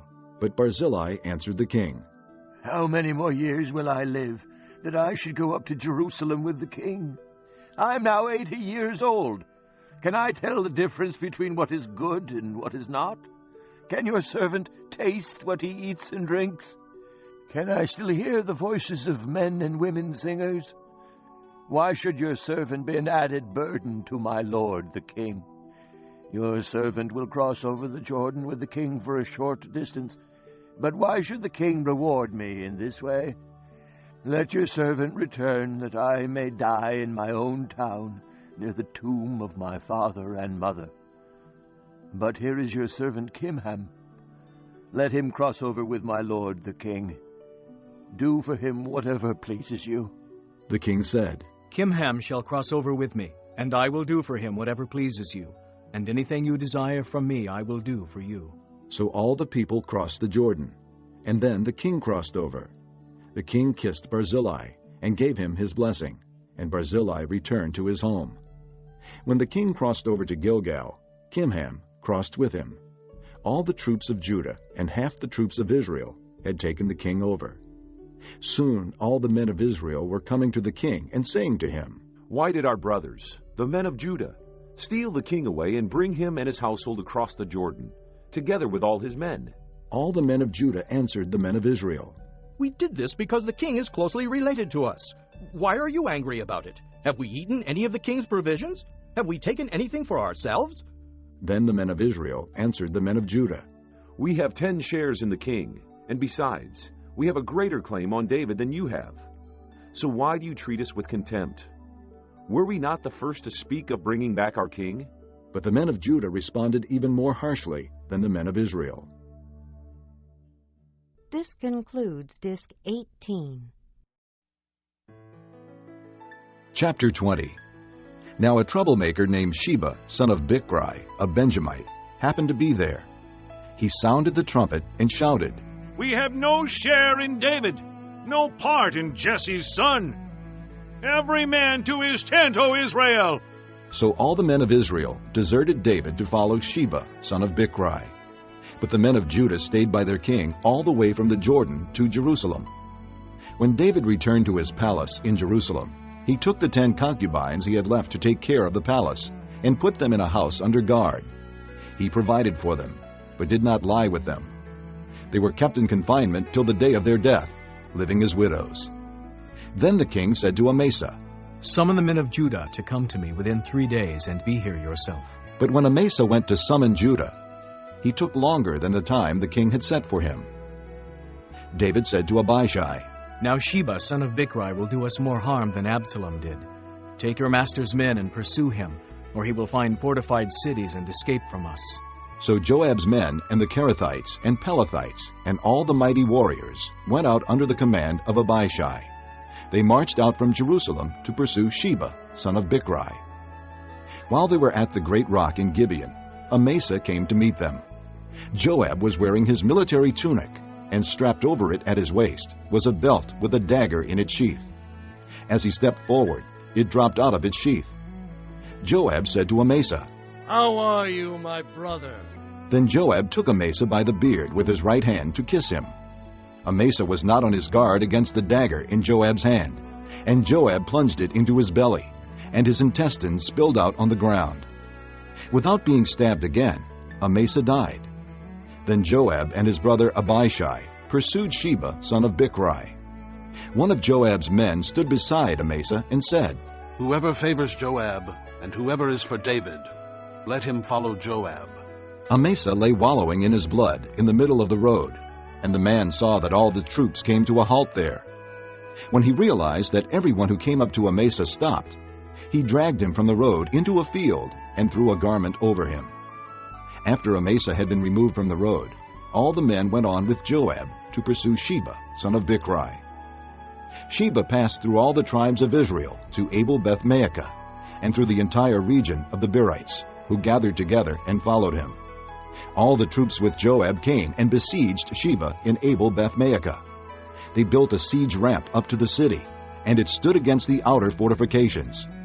While they were battering the wall to bring it down, a wise woman called from the city, Listen, listen. Tell Joab to come here so I can speak to him. He went toward her, and she asked, Are you Joab? I am, he answered. She said, Listen to what your servant has to say. I'm listening, he said. She continued, Long ago they used to say, Get your answer at Abel, and that settled it. We are the peaceful and faithful in Israel. You are trying to destroy a city that is a mother in Israel. Why do you want to swallow up the Lord's inheritance? Far be it from me, Joab replied. Far be it from me to swallow up or destroy. That is not the case. A man named Sheba, son of Bichri, from the hill country of Ephraim, has lifted up his hand against the king, against David. Hand over this one man, and I'll withdraw from the city. The woman said to Joab, His head will be thrown to you from the wall. Then the woman went to all the people with her wise advice, and they cut off the head of Sheba son of Bichri and threw it to Joab. So he sounded the trumpet, and his men dispersed from the city, each returning to his home. And Joab went back to the king in Jerusalem. Joab was over Israel's entire army. Benaiah son of Jehoiada was over the Kerethites and Pelethites. Adoniram was in charge of forced labor. Jehoshaphat son of Ahilud was recorder. Sheva was secretary. Zadok and Abiathar were priests. And Ira the Jairite was David's priest. Chapter 21. During the reign of David, there was a famine for 3 successive years. So David sought the face of the Lord. The Lord said, It is on account of Saul and his blood-stained house. It is because he put the Gibeonites to death. The king summoned the Gibeonites and spoke to them. Now the Gibeonites were not a part of Israel, but were survivors of the Amorites. The Israelites had sworn to spare them, but Saul, in his zeal for Israel and Judah, had tried to annihilate them. David asked the Gibeonites, What shall I do for you? How shall I make amends so that you will bless the Lord's inheritance? The Gibeonites answered him, We have no right to demand silver or gold from Saul or his family, nor do we have the right to put anyone in Israel to death. What do you want me to do for you? David asked. They answered the king, As for the man who destroyed us and plotted against us, so that we have been decimated and have no place anywhere in Israel, let 7 of his male descendants be given to us to be killed and exposed before the Lord at Gibeah of Saul, the Lord's chosen one. So the king said, I will give them to you. The king spared Mephibosheth, son of Jonathan, the son of Saul, because of the oath before the Lord between David and Jonathan, son of Saul. But the king took Armoni and Mephibosheth, the 2 sons of Aiah's daughter, Rizpah, whom she had borne to Saul, together with the 5 sons of Saul's daughter, Merab, whom she had borne to Adriel, son of Barzillai, the Maholathite. He handed them over to the Gibeonites, who killed and exposed them on a hill before the Lord. All 7 of them fell together. They were put to death during the first days of the harvest, just as the barley harvest was beginning. Rizpah, daughter of Aiah, took sackcloth and spread it out for herself on a rock. From the beginning of the harvest till the rain poured down from the heavens on the bodies, she did not let the birds of the air touch them by day, or the wild animals by night.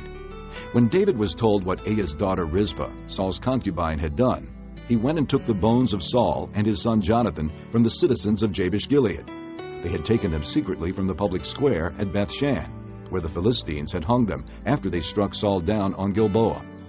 David brought the bones of Saul and his son Jonathan from there, and the bones of those who had been killed and exposed were gathered up. They buried the bones of Saul and his son Jonathan in the tomb of Saul's father Kish at Zelah in Benjamin, and did everything the king commanded. After that, God answered prayer in behalf of the land. Once again, there was a battle between the Philistines and Israel. David went down with his men to fight against the Philistines, and he became exhausted. And Ishbi-Benob, one of the descendants of Rapha, whose bronze spearhead weighed 300 shekels, and who was armed with a new sword, said he would kill David. But Abishai, son of Zeruiah, came to David's rescue. He struck the Philistine down and killed him.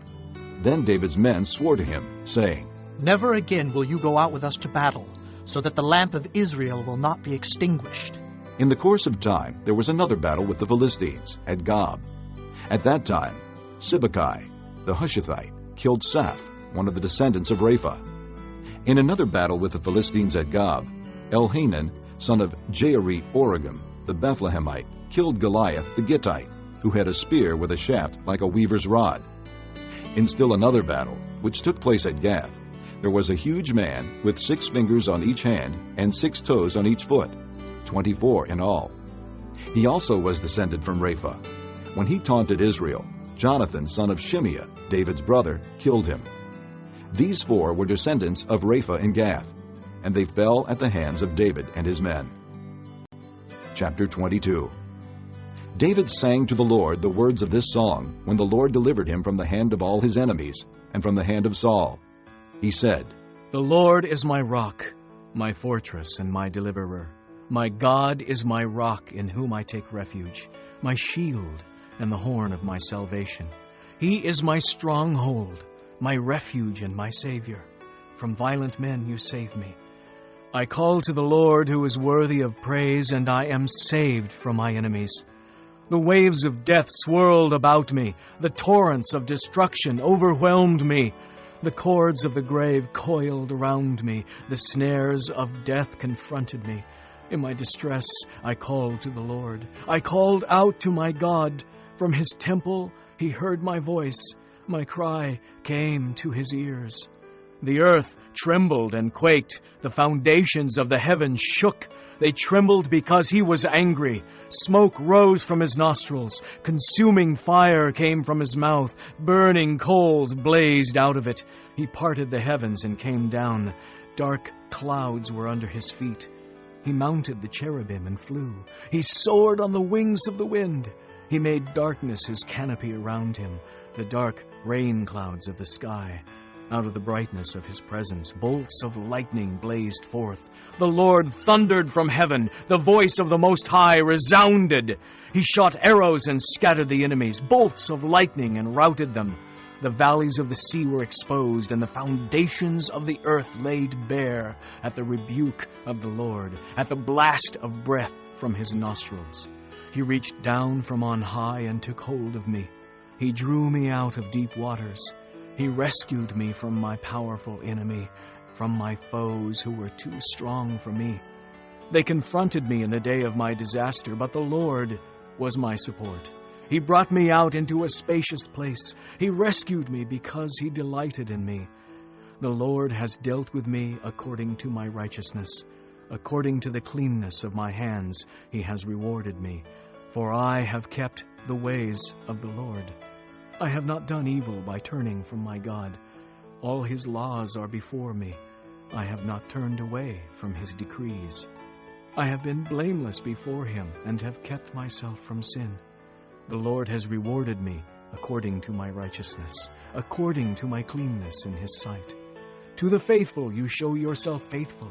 To the blameless you show yourself blameless. To the pure you show yourself pure.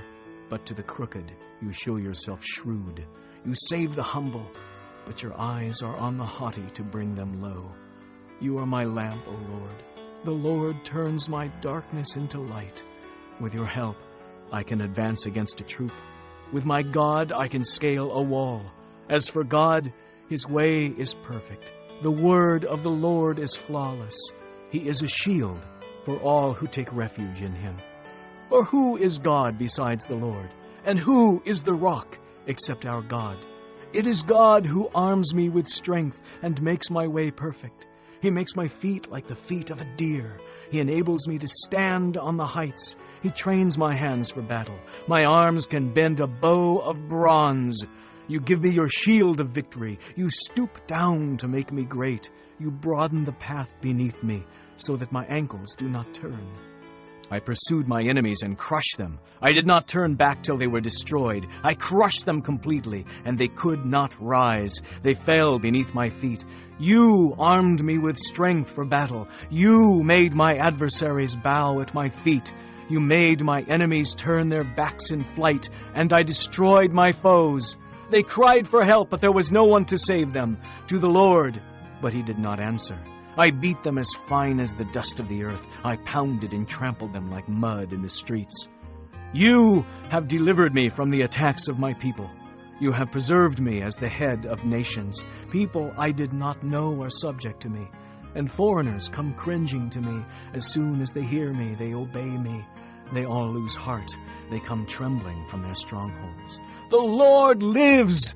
Praise be to my rock! Exalted be God, the rock, my Savior.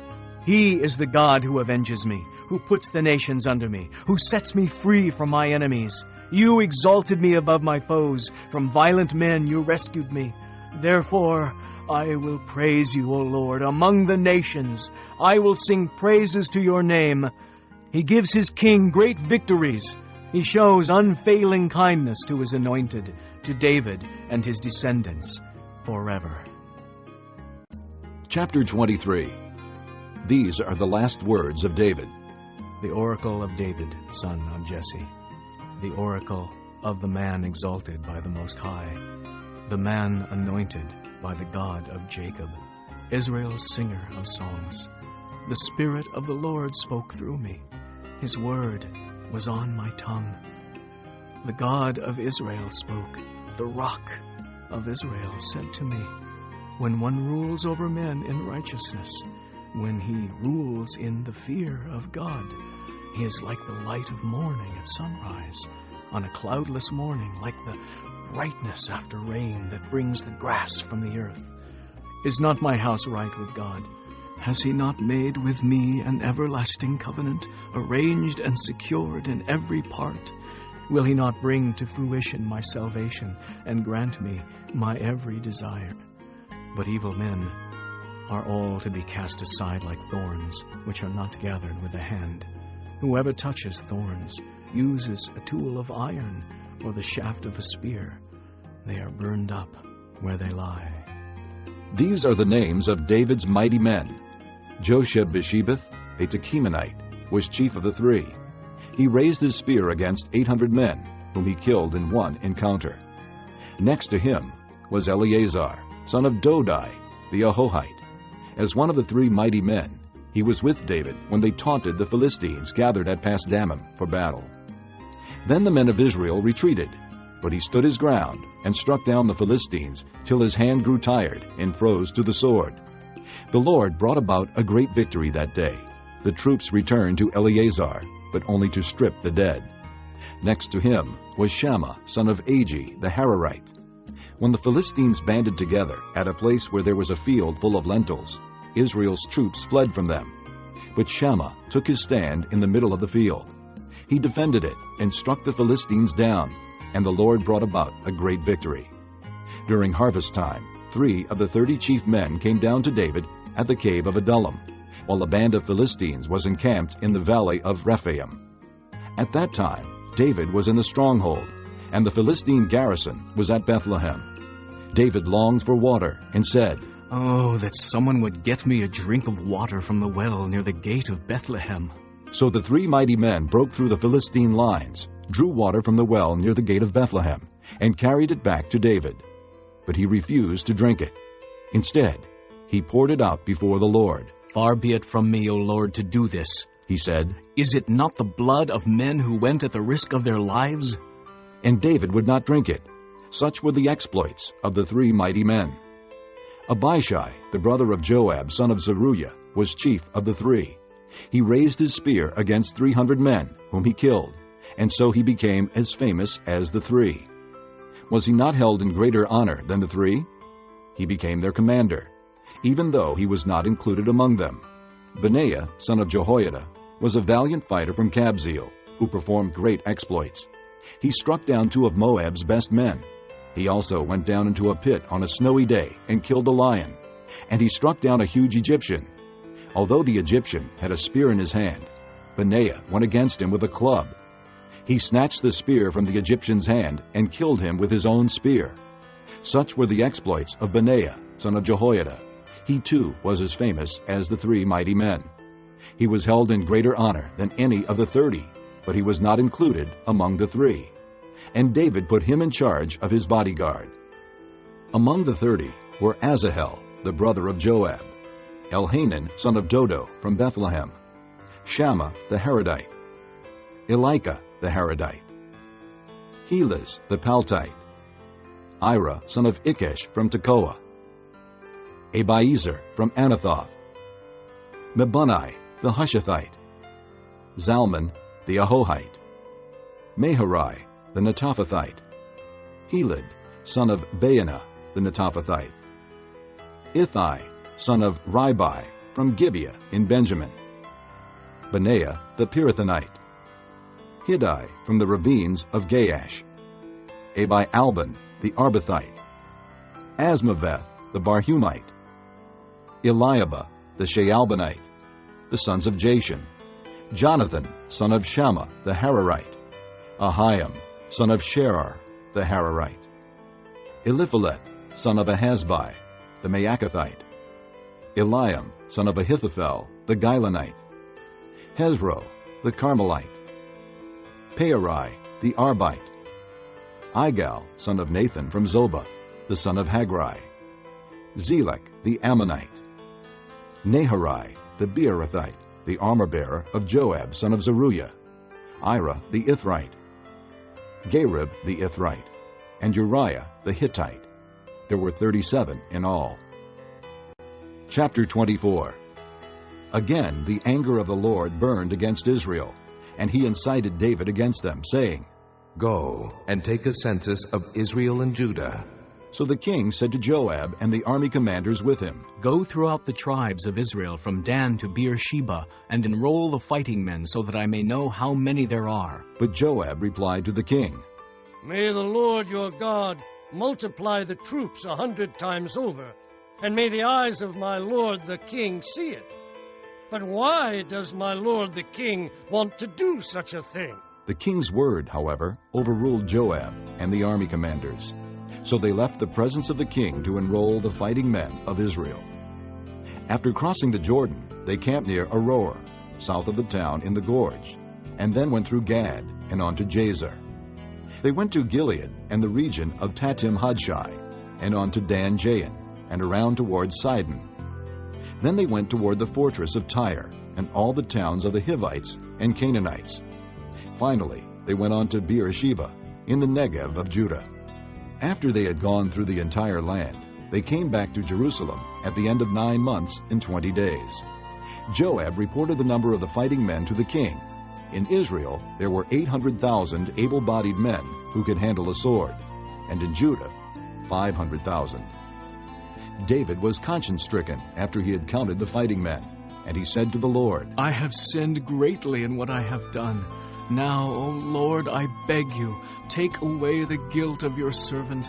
I have done a very foolish thing. Before David got up the next morning, the word of the Lord had come to Gad the prophet, David's seer. Go and tell David, this is what the Lord says. I am giving you 3 options. Choose one of them for me to carry out against you. So Gad went to David and said to him, Shall there come upon you 3 years of famine in your land? Or 3 months of fleeing from your enemies while they pursue you? Or 3 days of plague in your land?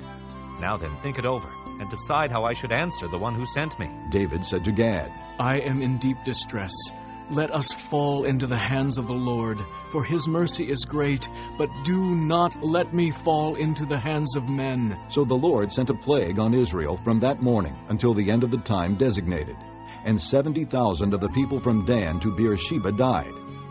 When the angel stretched out his hand to destroy Jerusalem, the Lord was grieved because of the calamity, and said to the angel who was afflicting the people, Enough. Withdraw your hand. The angel of the Lord was then at the threshing floor of Araunah the Jebusite.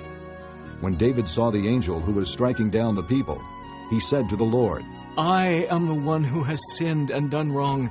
These are but sheep. What have they done? Let your hand fall upon me and my family. On that day, Gad went to David and said to him, Go up and build an altar to the Lord on the threshing floor of Araunah the Jebusite. So David went up, as the Lord had commanded, through Gad. When Araunah looked and saw the king and his men coming toward him, he went out and bowed down before the king with his face to the ground. Araunah said, Why has my lord the king come to his servant?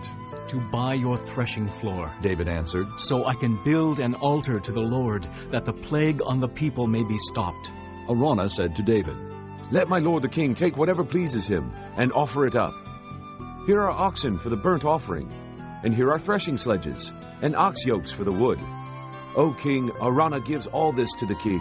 Araunah also said to him, May the Lord your God accept you. But the king replied to Araunah, No, I insist on paying you for it. I will not sacrifice to the Lord my God burnt offerings that cost me nothing. So David bought the threshing floor and the oxen, and paid 50 shekels of silver for them. David built an altar to the Lord there, and sacrificed burnt offerings and fellowship offerings. Then the Lord answered prayer in behalf of the land, and the plague on Israel was stopped.